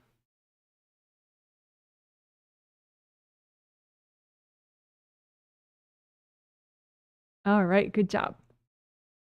So next, oh wait, there's more. So next we'll do also sound boundaries related. Parts of you that are more vulnerable to sound issues. You can have parts of you that are like, they have their sensitivities turned way too high for telepathy, for hearing. And not only that, maybe like they're stuck on hearing invasive being kind of noise. And so it's just super distracting. So any, imagine any little mini parts of you that are overly vulnerable to sound. We'll just leave it at that, but it could be sound from other people. It could be sound from invasive beings. And just give those parts of you the same type of healing that we just did for the screaming parts of you. So, red earth energy, soak them in red earth energy. Soak these parts of you in orange earth energy, yellow earth energy. And you could say, it's all right, it's okay. Don't expect anything profound from these parts of you. They could be too overwhelmed to say anything. And you can imagine if there are any invasive beings messing with these parts of you, just imagine those beings like a row of clouds above. And just say, angels, can you recycle all these beings? And if there are any cords from other people cording these parts of you, just melt the cords with gold light. You can say, angels, can you help me heal these parts of me?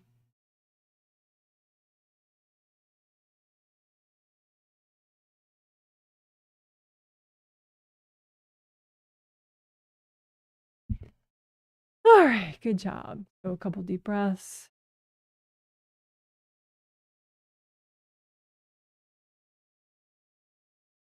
Breathe into your hip joints, your hot pants area, your knees, your knee joints, your ankles, your shoulders, spine.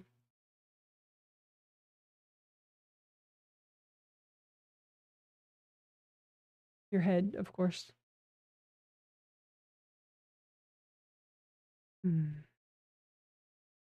All right, so that was related to sound.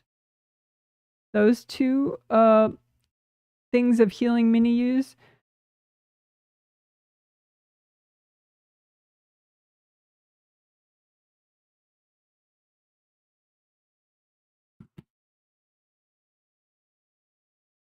So we just finished sound related mini you healing. So now we will do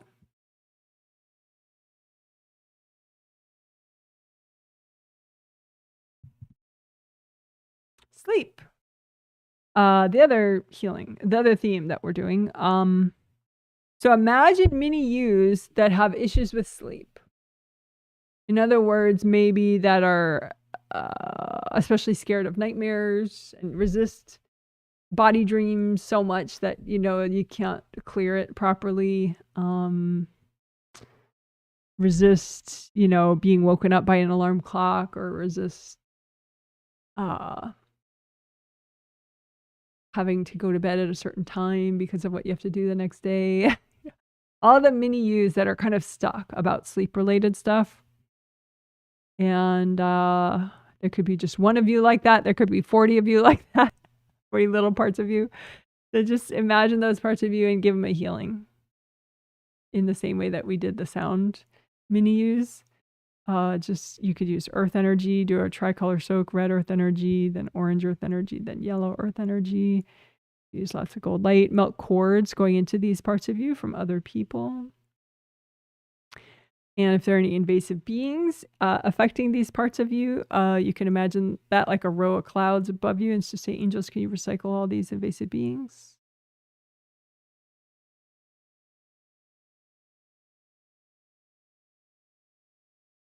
These parts of you can have issues with cords, so just melt all the cords going into these parts of you from other people. You could say, it's okay, it's okay. Just try to comfort these parts of you, but do not expect any profound replies.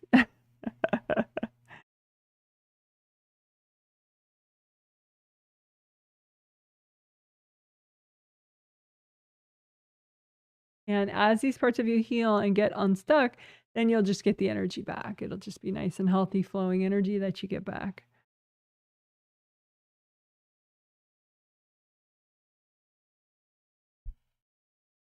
There could be energy that was dumped in your space that causes some of this. So if those parts of you have dumped energy, you can just lift that out. Angels, here you go. Lift it out. Angels, here you go. You have any, still have any little mini yous that have sleep issues? You can say, angels, can you please finish healing these parts of me?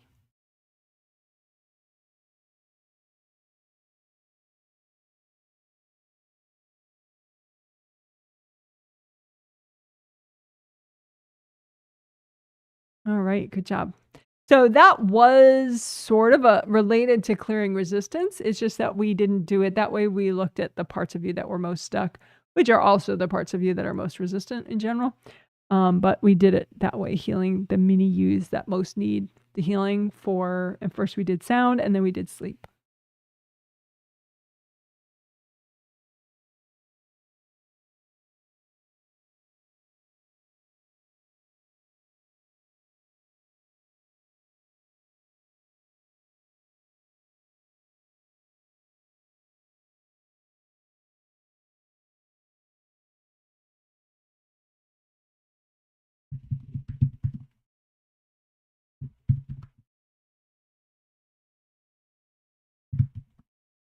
So like I just said, the two sections just before this one heal mini yous, many little parts of you that with sound issues and with sleep issues. That is very clear resistance. That cleared resistance. So if you need to clear resistance, do those sections as well. But now we'll just overtly clear any baggage that's causing you to resist your present situations. So big gold blanket out in front of you, create that, pile onto it copies of any baggage you have causing you to resist other people acting or other people not acting. Maybe someone said they would do something and they haven't done it yet, or they said that they would be a certain way and they're not, you know. So whatever baggage causes you to resist, people and what they're doing or not doing or saying or not saying. Whatever baggage causes you to resist your current reality as far as your job or lack of job or your health. Maybe you're in resistance about a health issue that you have. So whatever baggage causes you to, kind of grit your teeth about it, right? So put on there any resistance baggage that you have. The angels, is it okay to clear all this right now? Your angels are like, yes, please do it. And then just lots of gold light. You could blow it all up. If that's fun for you, you could melt it all with gold light. If there are any invasive beings in the way of all this, you can imagine those like a bunch of clouds. Say, angels, can you recycle these beings?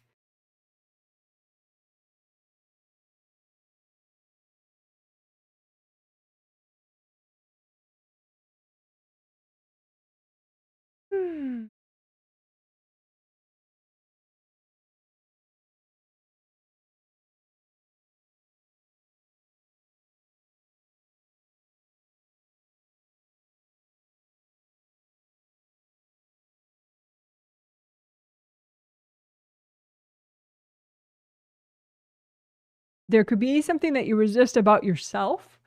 Like say you have an issue that you've been aware of for years and years, but you still have it. Sometimes that can be kind of discouraging because you're like, what is wrong with me? So the whole like, frustration about that, the resistance to it can block you from being compassionate towards yourself and also maybe understanding some finer detail of piece of information your angels are trying to teach you about it, or some lesson that you need to learn about it. So if you resist any of your strengths or weaknesses, if you resist anything about yourself, just put all that out in front of you and say, angels, is it okay to clear all this right now? And then melt that away.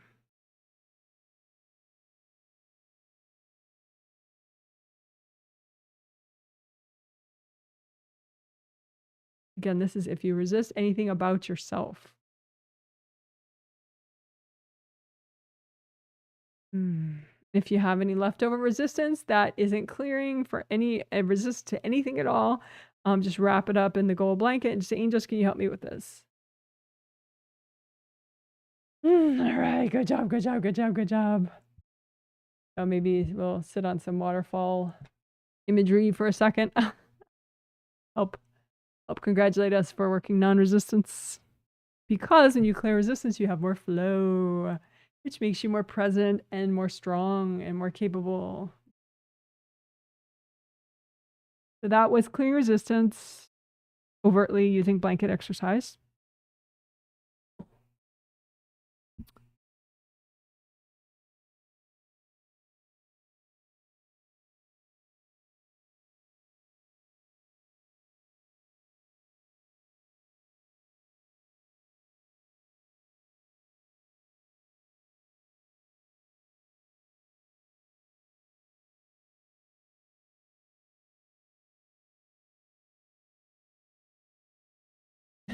Yay!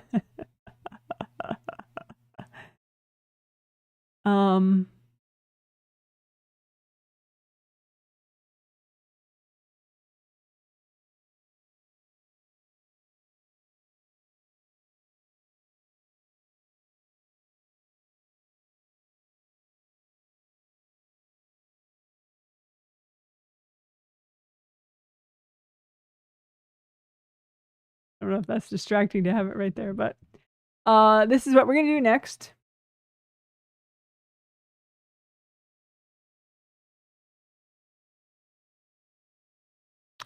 We are going to unblock those meridians shown right there. CV23 is the one right here on the midline CV meridian that goes up the front there. CV is the penultimate meridian point right there, acupuncture point. It's at the top of your neck right there.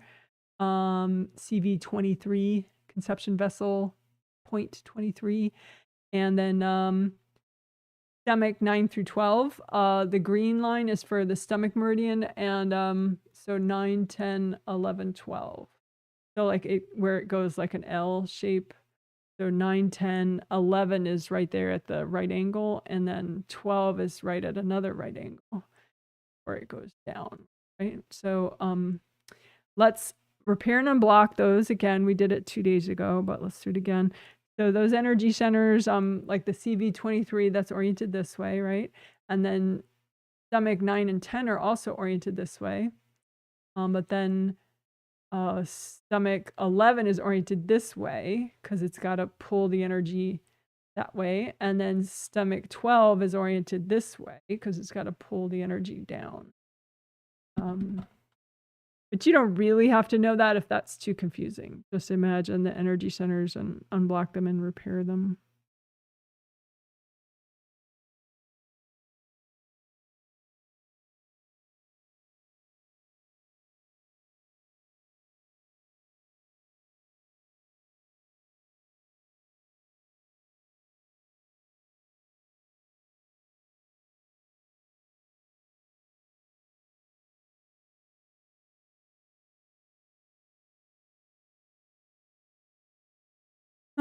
And in front, first layer, second layer, and also fifth layer, especially in front of these points.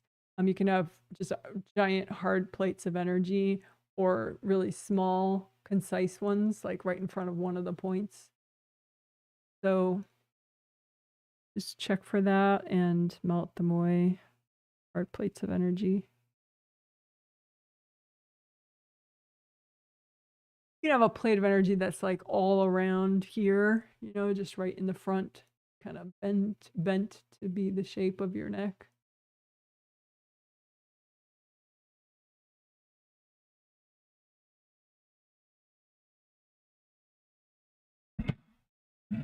So you could do it by, you know, you imagine like a profile of yourself in front of it, however you want to imagine it. You could do it literally like right here, but efficient that is.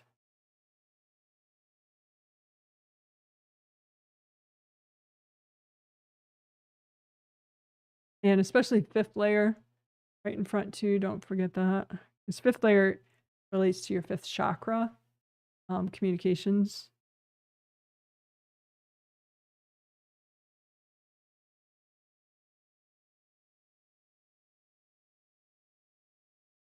So the energy flows all around the fifth layer and comes in right here, flows through that fifth chakra river to get into the fifth chakra, front fifth chakra. Right, so unblock the front of your fifth chakra river. Well, your front fifth chakra river, I guess I want to call it. Unblock your fifth layer right in front there.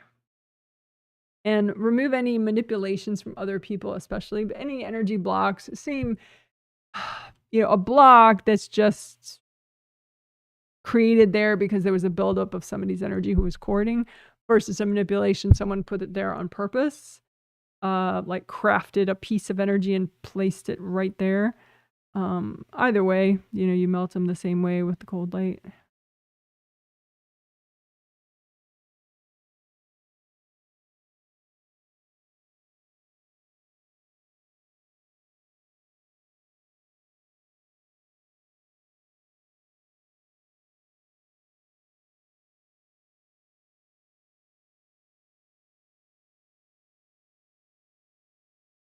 While we're at it, you can do your shoulder joints again. Melt away any blocks within your shoulder joints. We already did that shoulder joint work, so I won't show the model. Melt any blocks in your shoulder joints. Or you could lift them out and blow them up. That's kind of fun too if you're healing yourself.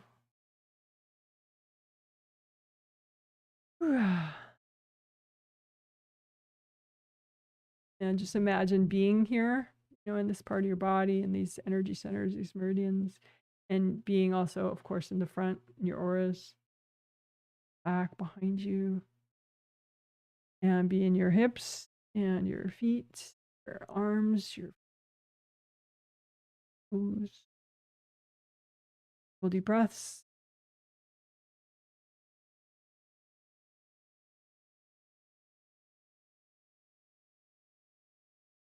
All right, good job. Woohoo.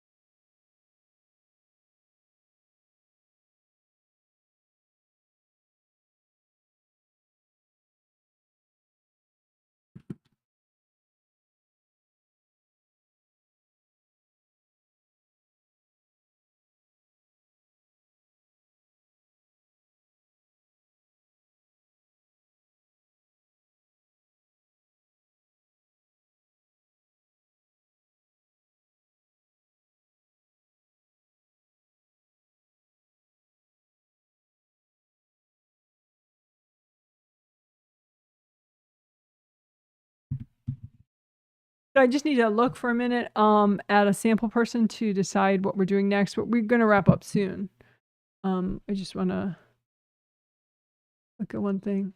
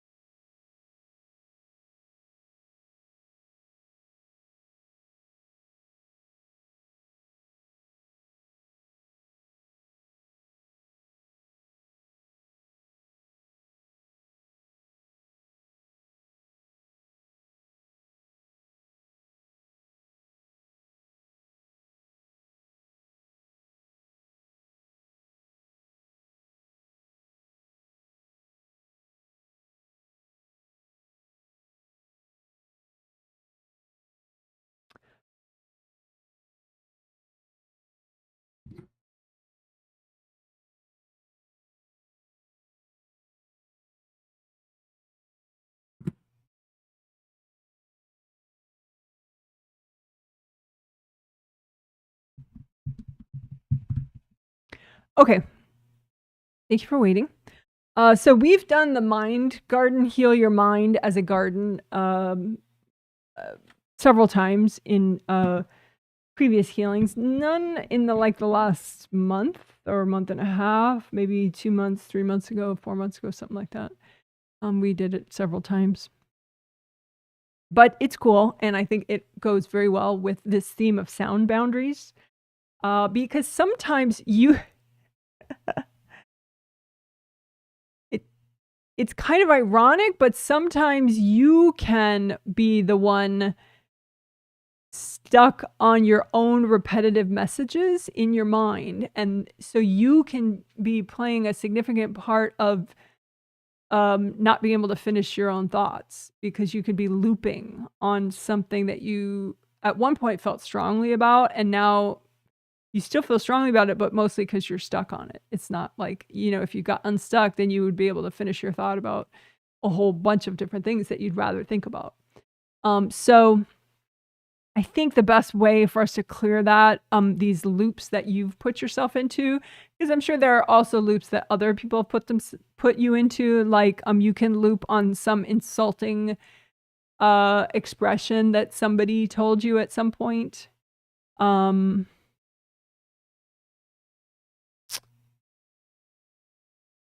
And it can be not a loop just of your own making, but they could have handed you a piece of energy that then got lodged in your mind because you resisted so much. So let's do it. We'll heal. And when you do the mind garden exercise, you can just have a garden that represents your mind. But an extra level of complexity that might be okay and beneficial if you liked it, is you imagine two gardens that are side by side and they're connected. And there's like a gold flowy wall in between your subconscious mind garden and your conscious mind garden. And so you want them to communicate, your conscious mind and your subconscious mind, but there is some level of healthy denial so that you're not aware of everything in your subconscious. But you want to be able to be aware of like important information that is subconscious for you currently. And you want to be aware of like what's going on with your subconscious, but not to the point where you're overwhelmed or overly triggered or whatever, right? So that border between the two, that flowy border between your conscious mind garden and your subconscious mind garden, unblocking that, making that nice and healthy, or more and more healthy is helps both gardens and helps you. So that's an aspect that you could add to it as well. I mean, you just imagine two gardens, one for your subconscious mind, one for your conscious mind. Again, if you don't like that complexity, just imagine one mind garden, but you could imagine subconscious mind garden and conscious mind garden, and then that flowy boundary between the two, and heal that so it's nice and gold and flowy. Or blue and flowy too. Blue is like a good color for the mind, because like a medium to light blue is a good color for the throat chakra, which most relates to the mind. So you can do like a blue earth energy soak straight from the core of the earth, bring up blue earth energy and soak both your mind gardens and that wall in between, the flowy boundary between the two gardens.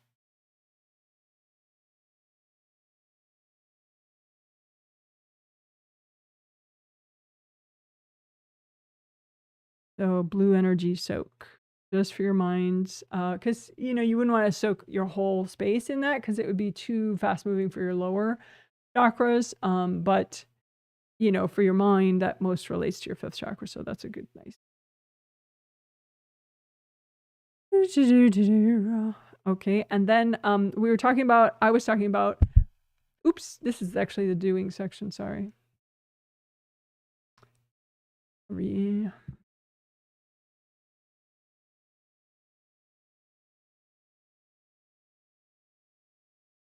So we already started doing, because we did a cool blue soak already. But now I want to do the looping. So like I was looking at a sample person, and she kept looping on this message of like, I hate him, I hate him, I hate him, I hate him, about her dad. And it was actually just her looping, so you can look for that. You can represent it however you want, like a big chunky object, or like literally a loop, but are there any loops that your mind is doing? And you can first look at the ones that it's just you, like an old message, like, oh, I hate him, or oh, he's such an idiot, or she's so rude, or whatever, and just get rid of these loops. You can blow them up, you can melt them away with gold light.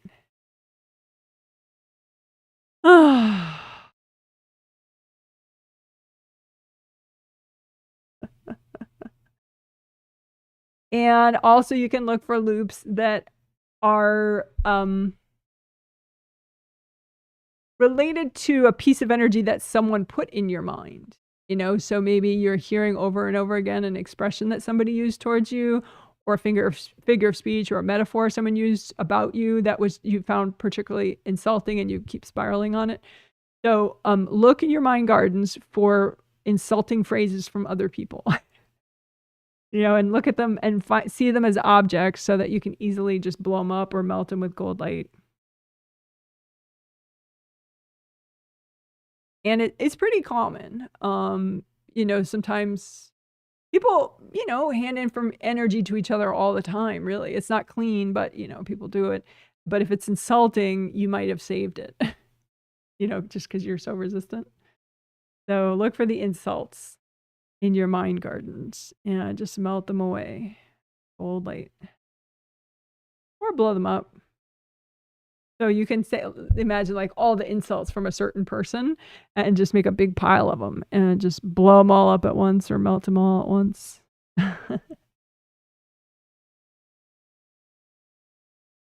Because then, you're able to just use your mind for what you want now, what's best for you now. You're not like erasing the life experience at all from that situation. If anything, it's now you're liberating yourself, so you get your learning bubbles. You can imagine that. You can imagine learning bubbles coming off your mind garden towards you, wisdom bubbles that gently pop around you, gold wisdom bubbles as you're doing your work. You don't have to, though. You're still learning even if you don't imagine the bubbles, but kind of cute.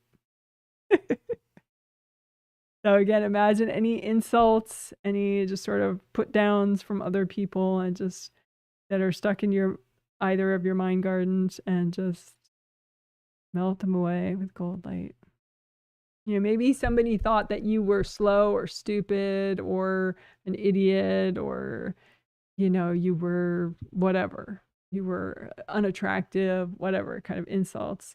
And just, if any of those insults are in your mind gardens, just find them and blow them up or melt them away with gold light.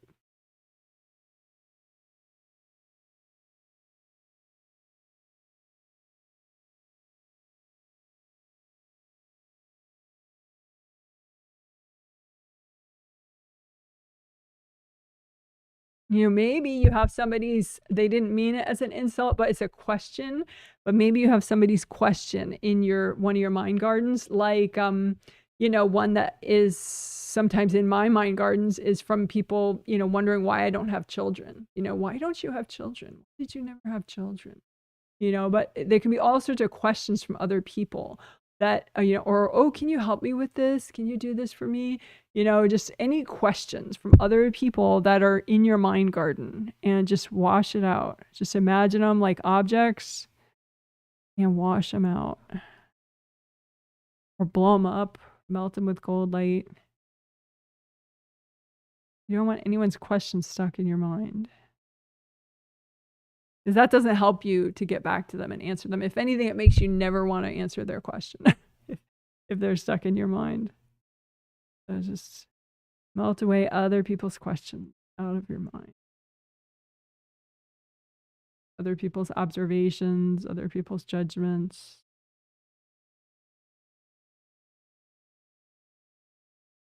You could say, angels, can you please help me heal my gardens, my mind gardens?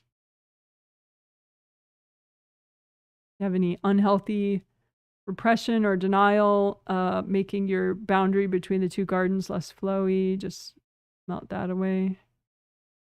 Because there is some level of healthy denial, like stuff you're not yet ready to be aware of, but you want to look at the unhealthy denial that, where there's information that could totally help you, if you were just to be aware of it, and you're ready and everything. So just melt away the unhealthy denial in between the two gardens. All right, good enough. You're amazing. Woohoo! Do some confetti to celebrate that one. Yay! All right, great job.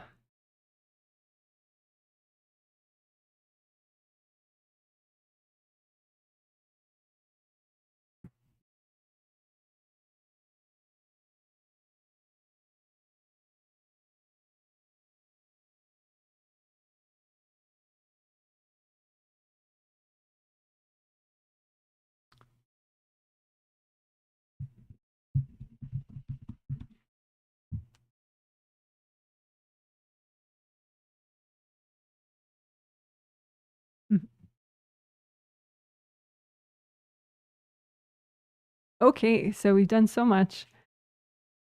Let's wrap up.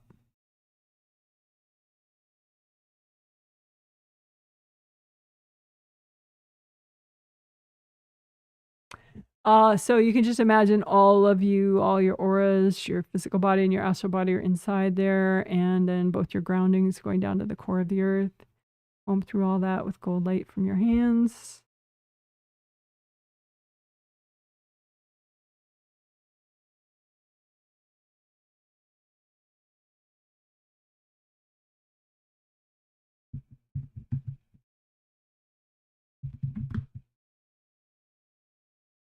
Seventh chakra, you could unblock that a little extra.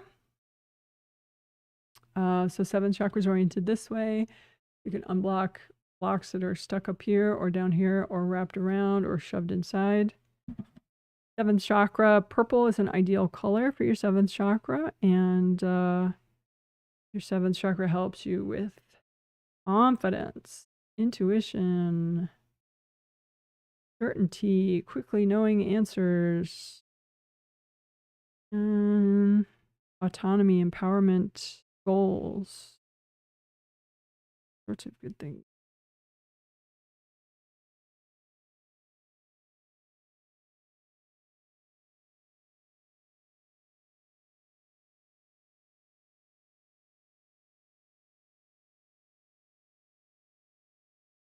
Right, and then you can comb through your auras above your seventh chakra.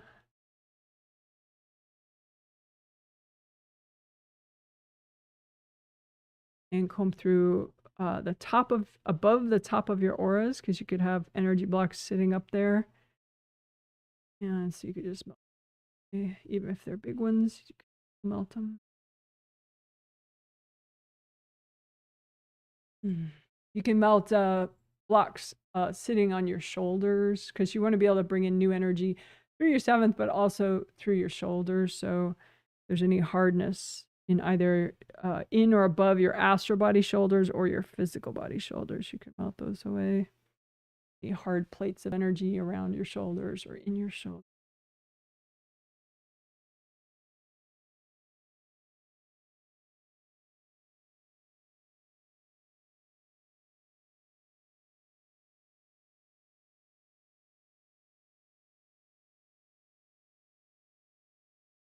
You can just go light up and down all your chakras, your major chakras along your spine. You can make it a nice wide band of gold light, so you're also aligning the magnetic fields of each chakra, like a gold flowy force field around any of the major chakras. Align those major chakras so they all line up in a nice little row, cooperate with each other.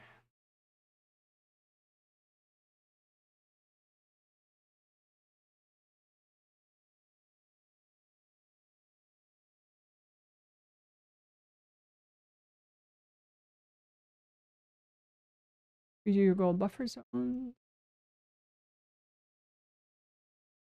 We could do a tricolor earth energy soak just for fun. Just bring up red earth energy, up, soak in red earth energy.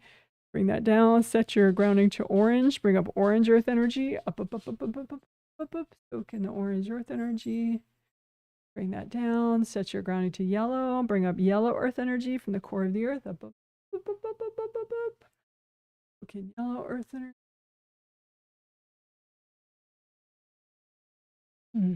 You leave that up if you want, or bring it down to your grounding height.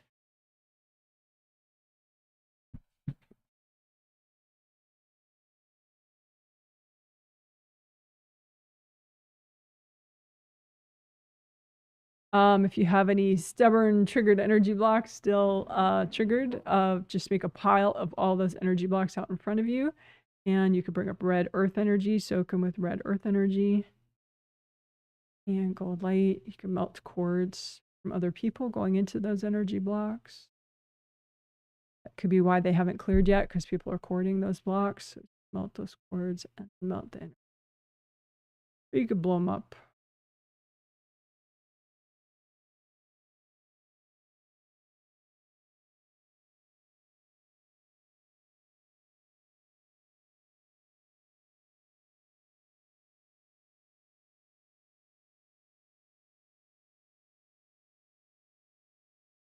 All right. So that's a healing. You're amazing. Woo, woo, woo, woo, woo. Great job. Even if you just did a teeny section, you're amazing. Yay.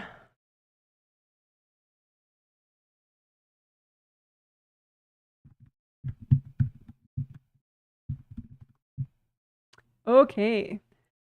So I will check out chat comments. Hopefully it will not take me that long to get through them. If I didn't get to your comment, if I don't get to your comment, you could always post it under a video, and I get to those comments when I have time and post a reply under your video comment. So looking for where I left off as far as reading chat comments. Someone says, are these gate sleep slides why I have nightmares? Because there are always these dark rooms and a compulsion to enter there. No, that is a past life where it's trauma from a past life that you haven't cleared. So, you can just keep working like blanket exercise, make a big old blanket, and anyone could do this about their nightmares. Just pile onto it energy blocks, trauma blocks, whatever, just any blocked energy that contributes to creating that nightmare over and over and over, and just melt it away. And maybe there are some invasive beings linked up to it. So the angels, can you recycle any invasive beings related to this? And then, there could be people cording those blocks. So just melt away the cords from other people and then melt the blocks. So yeah, that's just it's a trauma memory that you haven't cleared from a past life. So it's not actually still happening, but you're still experiencing. You're still like getting stuck in the pain from it and the fear from it. So you just keep clearing the old baggage from it. Then you won't have to keep having it over and over. But you could keep mentioning that in your survey, the question about sleep. You could keep mentioning, you could mention if you've stopped having that nightmare or you still have it. Hope that helps. Someone says, hello, it's 69 and partly cloudy in Southwest Michigan. So nice weather report there. That seems okay. 69 for October. I would take that. That's warmer than here. I don't think we're going to get 69 again, probably this year. Someone says, I had to present a work meeting right before this live stream started, and I was so nervous. I feel better now, but I want to work on my fear of speaking during meetings. It's such a stressor for me. Yes, that would be a great thing to work and totally doable. Yeah, you could proactively work it, because like right before the meeting, you're busy and, you're at work and whatever. So that's a great example of when you'd want to do proactive clearing, like way ahead of time. Just be like, okay, what triggers when I'm about to give a work presentation? And especially focus on the hot pants area, the biker shorts area. Because that would include your first chakra and right around your first layer all around it. So yeah, you could just redo the biker shorts area, but add your sub theme of before a work presentation. Especially clear out what gets triggered before a work presentation. But the biker shorts area would be good for that. Yay for biker shorts.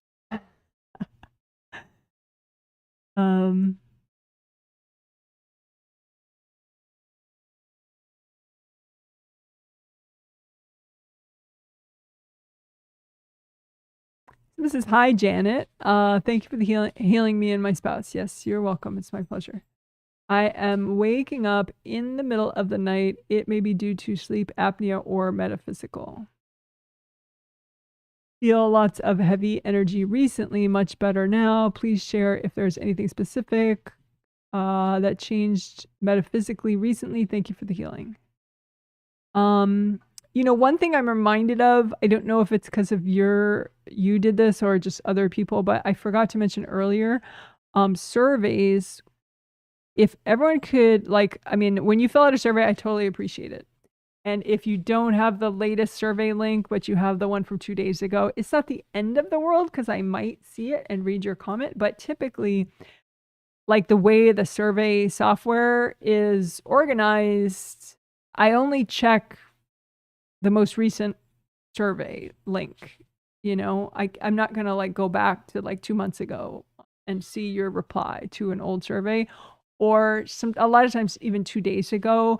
If you're using an old survey link, it's not so helpful for me. I may or may not notice your reply, your feedback, and I of course want to read your feedback if you took the time to give it to me. So some people are like, well, but I'm telling you about the results from that healing, the first healing, but you're telling me like 3 days later. So use the most current survey link, which is why I email people, you know, and I'll send it out. So, you know, anyway, hope that helps. Hope that makes sense.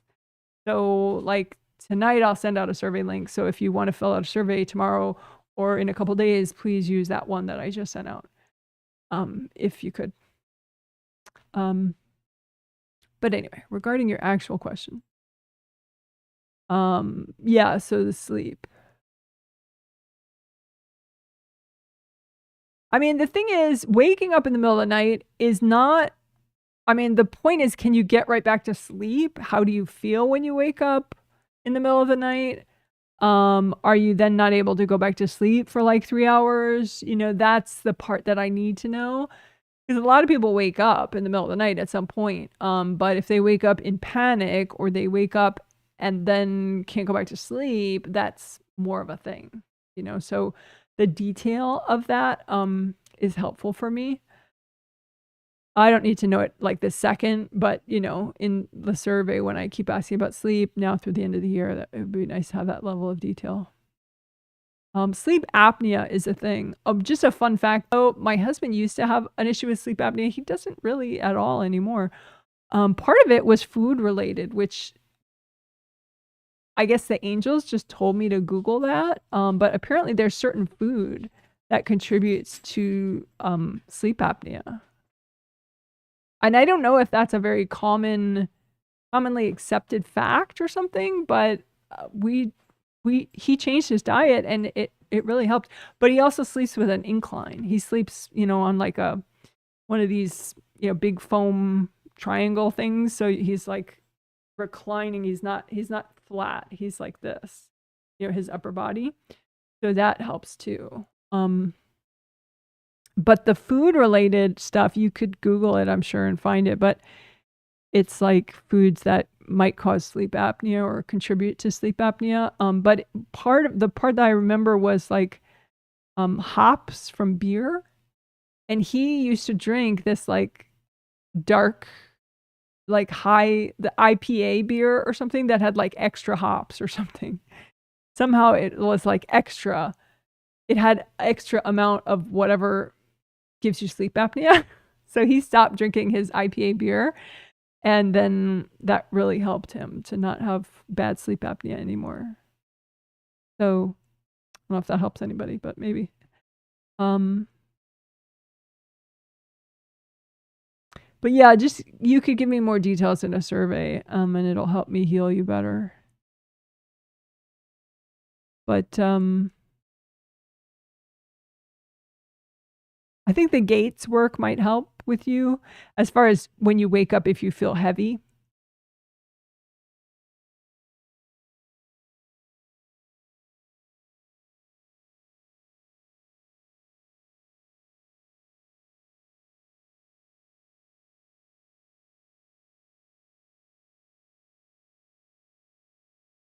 I think if just work your astral body 7th chakra a little more. There just seem to be some like little stubborn energy blocks that aren't clearing. And your body's GV meridian, like just the part right on the top there. Work that extra. It seems to have some little hard objects stuck in it and some like, it's like sort of black and crusty. The top part of your GV meridian. It goes up the midline of the back and hooks around and ends in the roof of the mouth. So yeah, I would work your GV meridian more, just that top part, and then both your seventh chakras, and then your sleep slide gates. Just keep melting those away.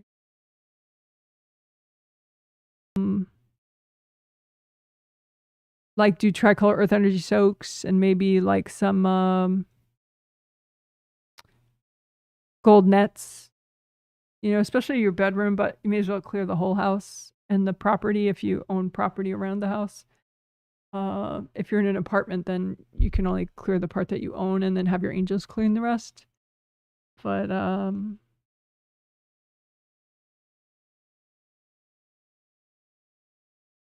yeah, because it looks like you could like when your wife was doing hospital stuff, it seems like you both may have brought home some, heavy invasive energy from the hospitals, visiting hospitals and doctors. So just getting your house and your property and your home and your bedroom cleaned out from all that extra energy that you brought home would be good. Hope that helps. Me says hello from Ottawa, Canada. Hello, Canada. So bright and sunny and looking warm. Ugh, sounds nice. Hard to believe it's 55 and cool. Well, that's nice. It's so bright. We're moving into the less bright part of the year. So it's still bright out, but it's gonna not be so bright in a few months where I live.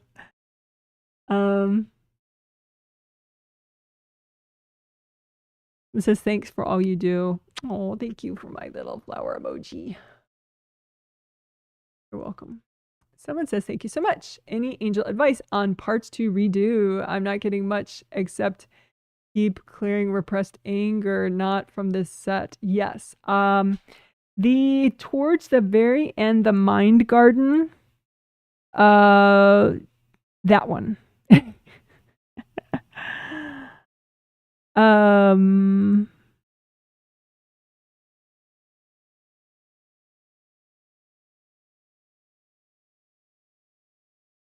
And the pants blocks one that we did right after the like soon after the 5 essentials. We did joint blocks and then we did pants, clear the biker shorts area. I would especially redo today's version of that because we extra worked on like if you have devices or, manipulations around that area of the biker shorts area. So that area, that chapter done in this healing today, and also the mind garden. So the pants unblocking was like towards the beginning of the healing after the 5 essentials. And then the mind garden one was like right almost the last thing we did. But that one especially, I think you might hear a reference to one of your issues in that mind garden section. So you could redo that section a bunch as well over time. Someone says, good evening from Ireland. Hello to you. Thank you for the adorable sheep emoji. Someone says, I'm wondering if I was stuck on someone being unkind for a couple months. There were many examples. But no, you were not the example that I was actually thinking of at that moment. But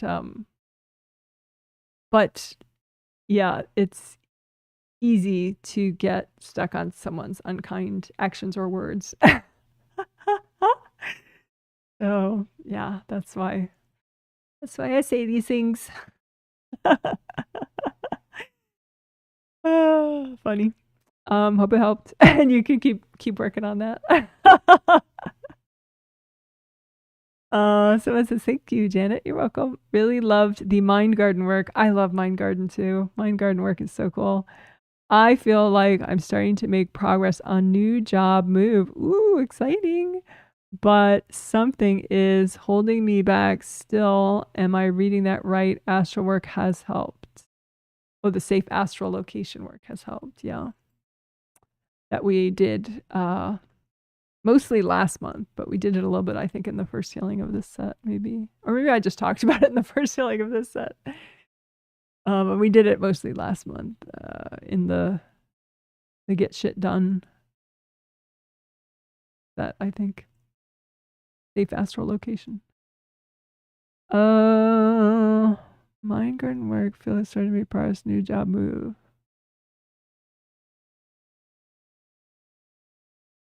Yeah, so you are actually doing astral interviews for jobs.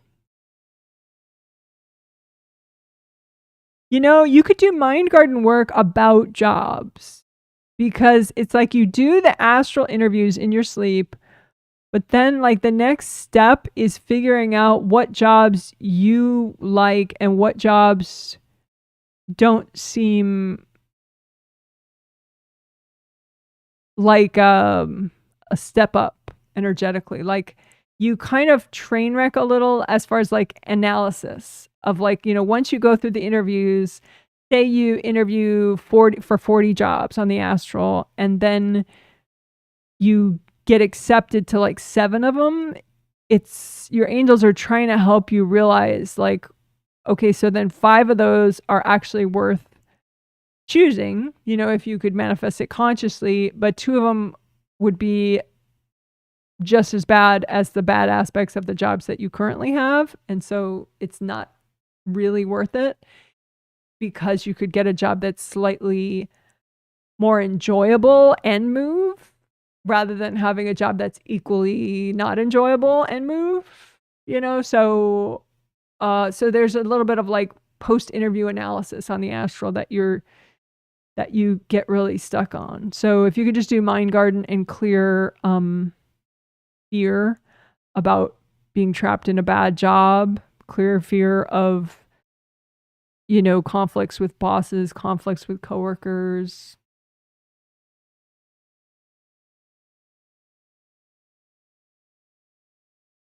Yeah. So a little bit of fear is holding you back still. But yes, you're making progress. Someone says, thank you. I love clearing the mind garden.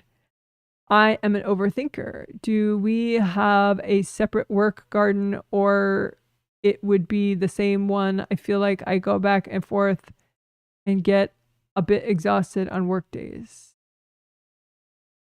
You can imagine a garden relating to, you know, any part of your mind that affects your enjoyment of work, any part of your mind that, you know, so you can add a sub theme to your mind garden. So a work related mind garden. This is Smokey, my cat.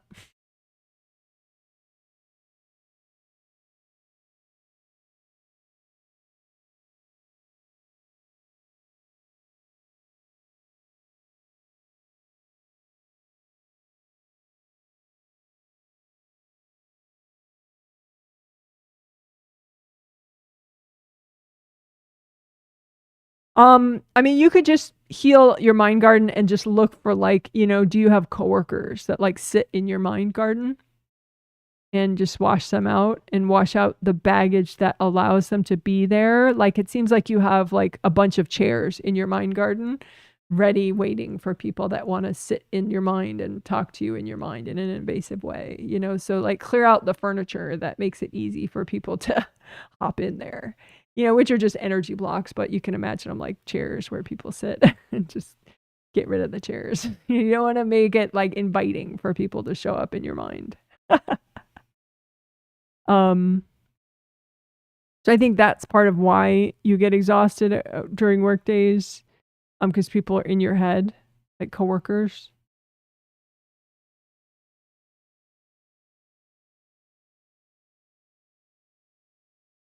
I think that's probably the main reason, actually. I think too, there's like you have some baggage around like fear of getting fired, resistance about, you know, having to work for other people. So you can just look for any baggage in your mind around work. you know, fear of being fired, fear of conflict with people at work. Boredom too. Clear out any boredom from your mind garden that relates to work.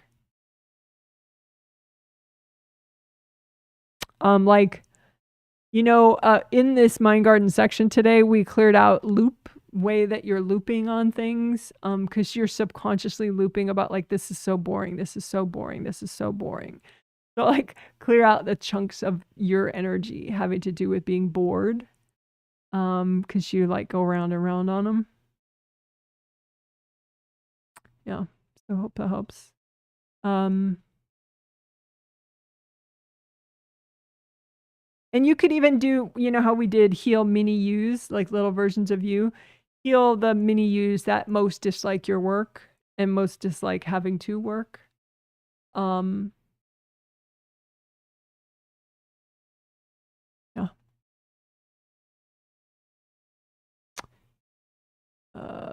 Also, I mean, your grounding tends to block up at work, so you could do like tricolor soaks during work. That might help. You know, just to blast open your grounding again. Because it seems like you get bored and then you kind of tune out. And then when you're not so present, your body will match everybody else's body, and everybody else's body is pretty ungrounded and with their grounding blocked and narrow. So then your body's grounding gets blocked and narrow. And then it's like everything seems much worse. So yeah, some tricolor soaks would be nice when you're at work. Someone says, we've done so much today. Yes, made me thirsty. What would my angels like to do to protect myself? Oops, wait. I think my cat is typing. I have to move my baby boy.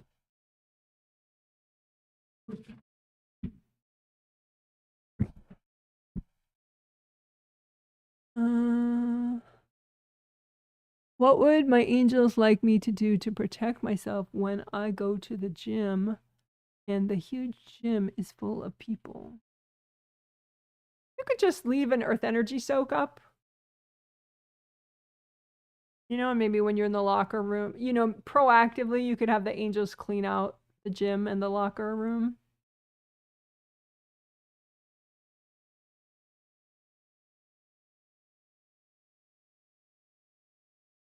You can have your angels. You could do like turtle exercise. Turtle exercise.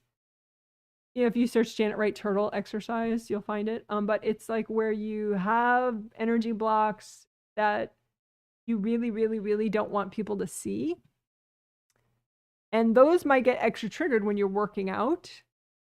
And so that's kind of this awkward thing where like these energy blocks you really, really, really don't want people to know about get triggered because you're working out right when there happen to be like 40 people in the room that are bored that want to look around while they do stomach crunches or whatever, you know? So I don't think people are being especially invasive with you. It's more like, you know,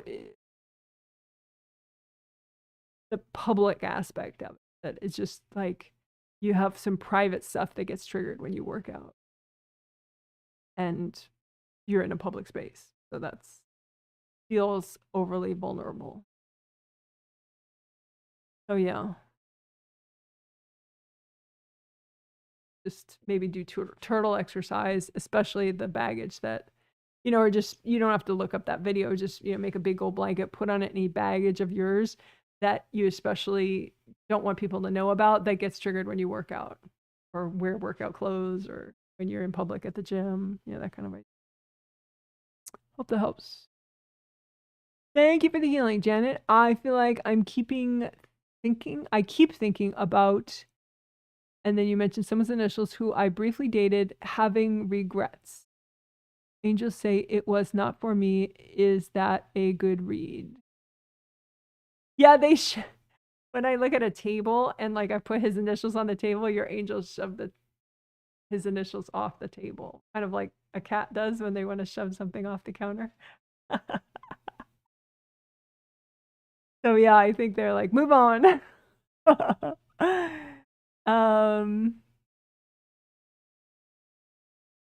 I think occasionally he courts you, and that's when you have the conscious regrets. I think he doesn't want to be thought of as a bad person. He's like, oh, I'm a good guy, you know, and so it kind of just triggers his self-esteem stuff. So, I mean, you could just do message flowers, you know, like do park bench with him. You could do park bench stuff. Your angels are okay with that, you know? So you just imagine like a park bench exercise where there's this long park bench and you're on one side and he's on the other side of the park bench. And then you make message flowers about what you would like to communicate to him and just give them to the angels so they can kind of edit it. And then they'll give the flowers to him for you in a really non-invasive way. And that way he can make some message flowers too. And you make sure the angels check them out first and then, and you know, you can receive them. So that way, you know, just to like, because I think you both have like a little bit of like where you want to cross the T's and dot the I's, you know, and be like, okay, well, for the record, I'm a good guy, or for the record, I tried my best, you know, or whatever. And, you know, because I think maybe he doesn't understand the idea of compatibility and that he can be a wonderful person and you're just not aligned enough as far as what you're working on and what he's working on and, you know, spiritual age and all that stuff, you know. So I think he's taking it as sort of like that you think he did something wrong as opposed to it's a compatibility issue. So park bench communication exercises could be nice for both of you. And then he could stop courting you. Hope that makes sense.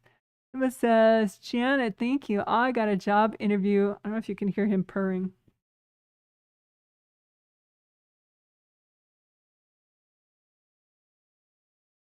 You hear Smokey purring? Let me know in the chat if you can hear him. Someone says, thank you. I got a job interview with the IRS tomorrow. Oh, that's cool. But I don't recall any from the astral work on this. It was so unexpected. Well, yeah, but that's a question of your astral recall, not a question that it didn't happen already on the astral, because it did. I cleared the gates during the healing, but I am not sure how to read this. Yeah, I mean, your angels are like, go to the interview. They're throwing lots of rose petals in the air about it. Oh, yeah. It's funny because in the past, when I owed money to the IRS at different times, like initially, you know, it was very triggering. I didn't, you know, it was a lot of past life debt baggage, you know, that got triggered. So, and I did talk to like one person on the phone who was kind of invasive and tried to use a lot of fear, which totally worked. In making me fearful. But then other people were very straightforward and nice, and you know, you just had to wait forever to talk to them. But then once I later I owed tax money to Illinois, the state of Illinois, and then after that I owed tax money to the state, but I paid it off, you know, over time.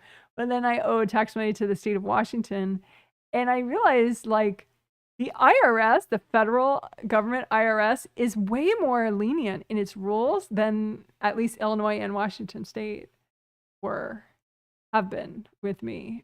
So it's like, I thought the IRS was like, oh gosh, at first I thought, oh my gosh, you know, it's so harsh, you know, but it's not compared to like some other states.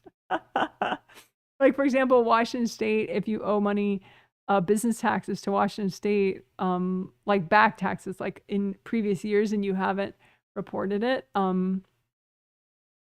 you have to pay all your business back taxes within 12 months or they'll put a lien on your property. There's no like payment plan that's longer than 12 months that is possible at all, I think. Or like it is, but you have to get a lien on your property, which totally affects your credit like forever, you know? And whereas the IRS, the federal government, they can give you like a 3-year payment plan and it's not, you know, there's nothing bad about it. You just do the 3-year payment plan. Or, you know, you can do a shorter one, but you can do up to a 3-year payment plan. So, and something about the Illinois one was really hardcore too. But anyway, so your angels say too. The IRS is not so bad.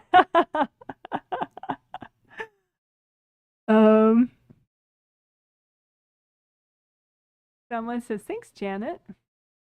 Feeling better mood. Oh, good. But very sleepy. Am I in 7 through 1 or 7 through 3? You are in 7 through 1. You just have in like the front, your right side, first, second layers, and then around your third chakra on your right, and then right in front of your third chakra. Just I think it's just some energy blocks that some people are cording, and so if you just melt the cords and then melt the blocks.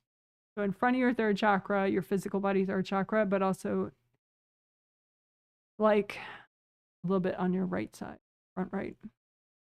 So yeah, it's just energy blocks and cords, which are kind of closing up your third chakra too much, which is why you feel drowsy. This is, I woke up for the bathroom and then was able to go back to sleep so quick and easy. Woot. Yeah, that's good. So that means the sleep slide and the clearing the wake up baggage helps, which is great.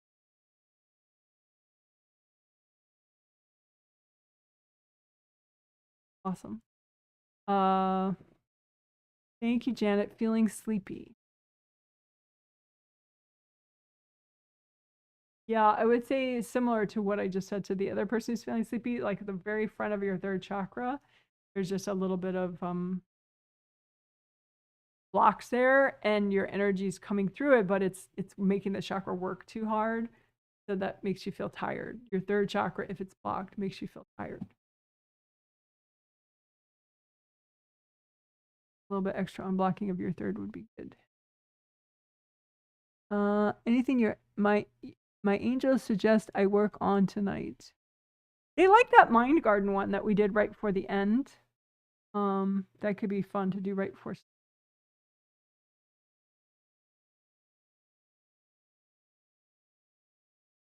Yeah.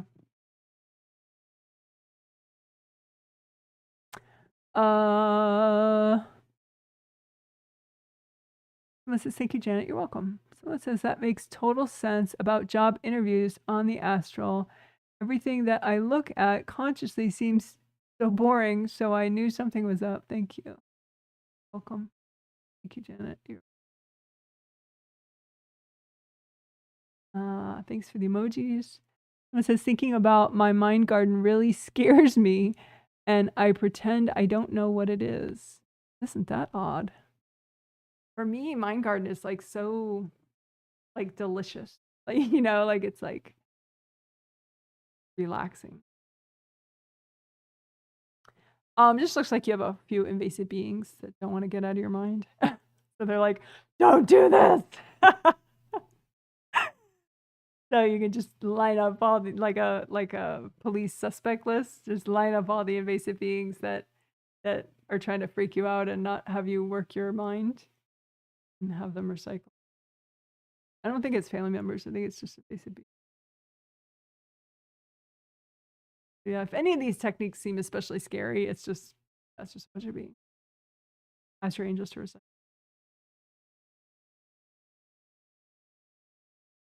If you want, you can, do something about your mind garden that is like automatically going to be fun for you, like gold glitter, or, I don't know, gold streamers, or, or just imagine something that's on your mind that you don't like and just look for it in your mind garden. Give yourself a task. But yeah, there's nothing. I mean, it's a good exercise in general, and your angels like it for you a lot. A lot of times, if you feel afraid about something, it's like you really need to do it. So, hope that makes sense. All right. So you guys are rock stars. Oops, there's more. Gosh.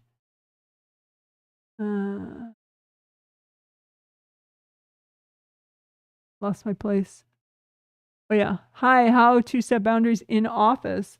My back faces the high traffic walkway. I love your videos. Yeah, that is interesting about your back facing something that's high traffic.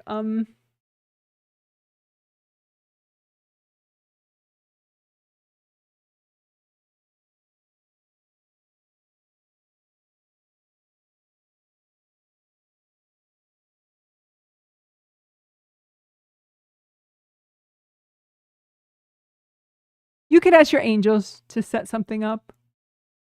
Like like in my neighborhood, there's this road that goes right if someone were to like be drunk or fall asleep, they would like drive into somebody's front yard. Like cuz the road goes straight and then it turns, you know, there's like a sharp left turn or a sharp right turn, right? But if you don't make either of those, you will plow right through this guy's fence into his yard, into his front yard, which people have done apparently several times, not me of course, but people have done that.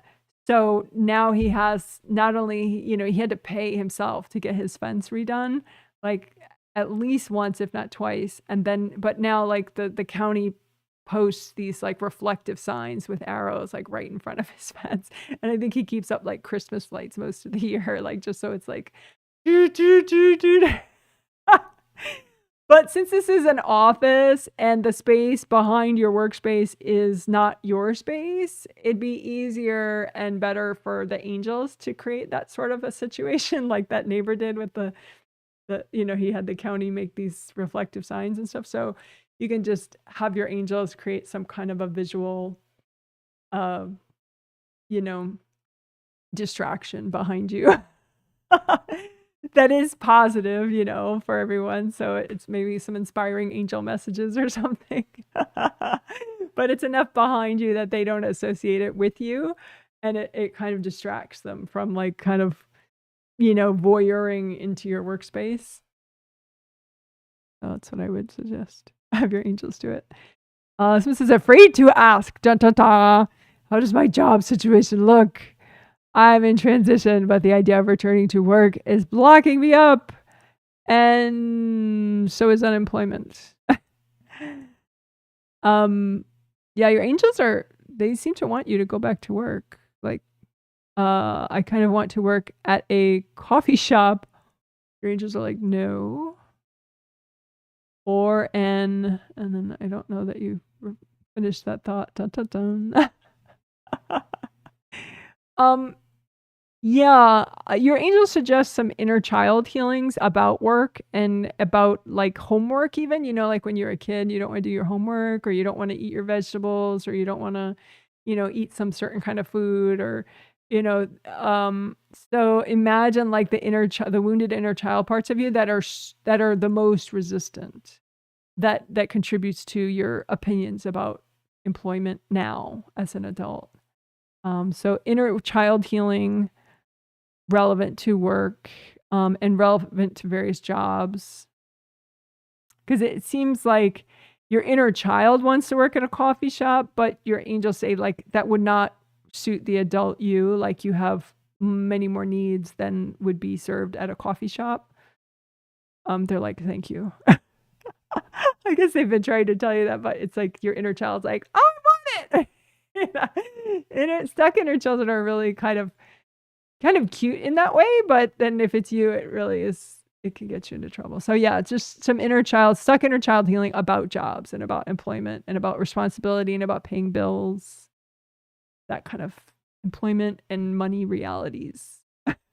Because there are things your angels are trying to suggest to you and nudge to you and stuff. And like you could go back to work and then keep clearing energy and keep interviewing and, you know, so that it's like nice overlapping. So you have financial stability, you know, that you're kind of like, mama, mama, mama, you know, I want ice cream, you know. So yeah, so inner child healing about employment and money and bills and financial stability concepts, and also just clear resistance about all that so you can hear your angels better. Oh, here comes Smokey again.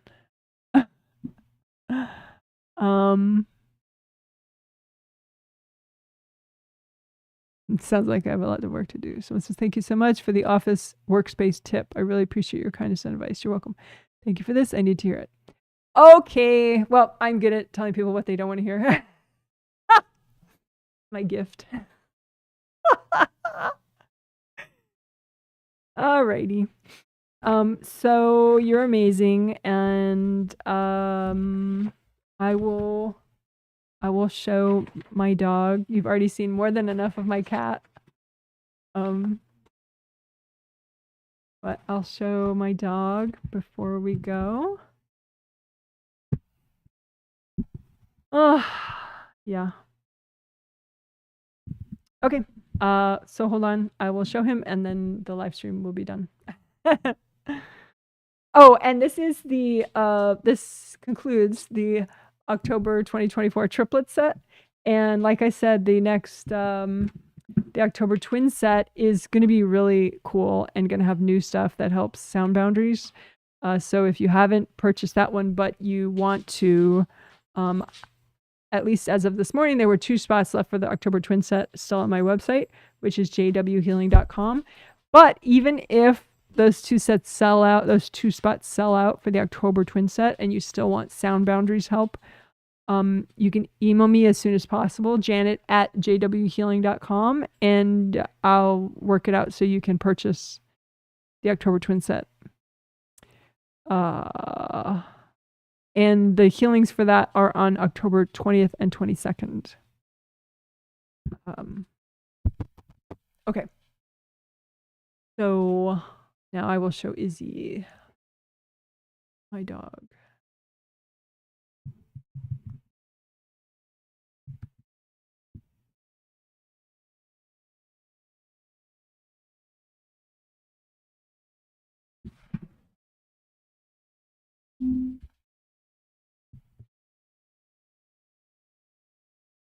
Here's Cat Smokey being all fabulous and wonderful.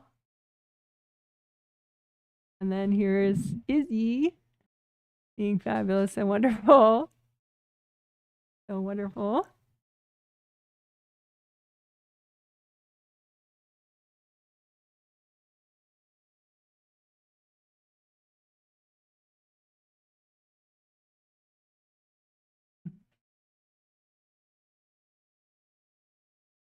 All right, guys, you're so amazing.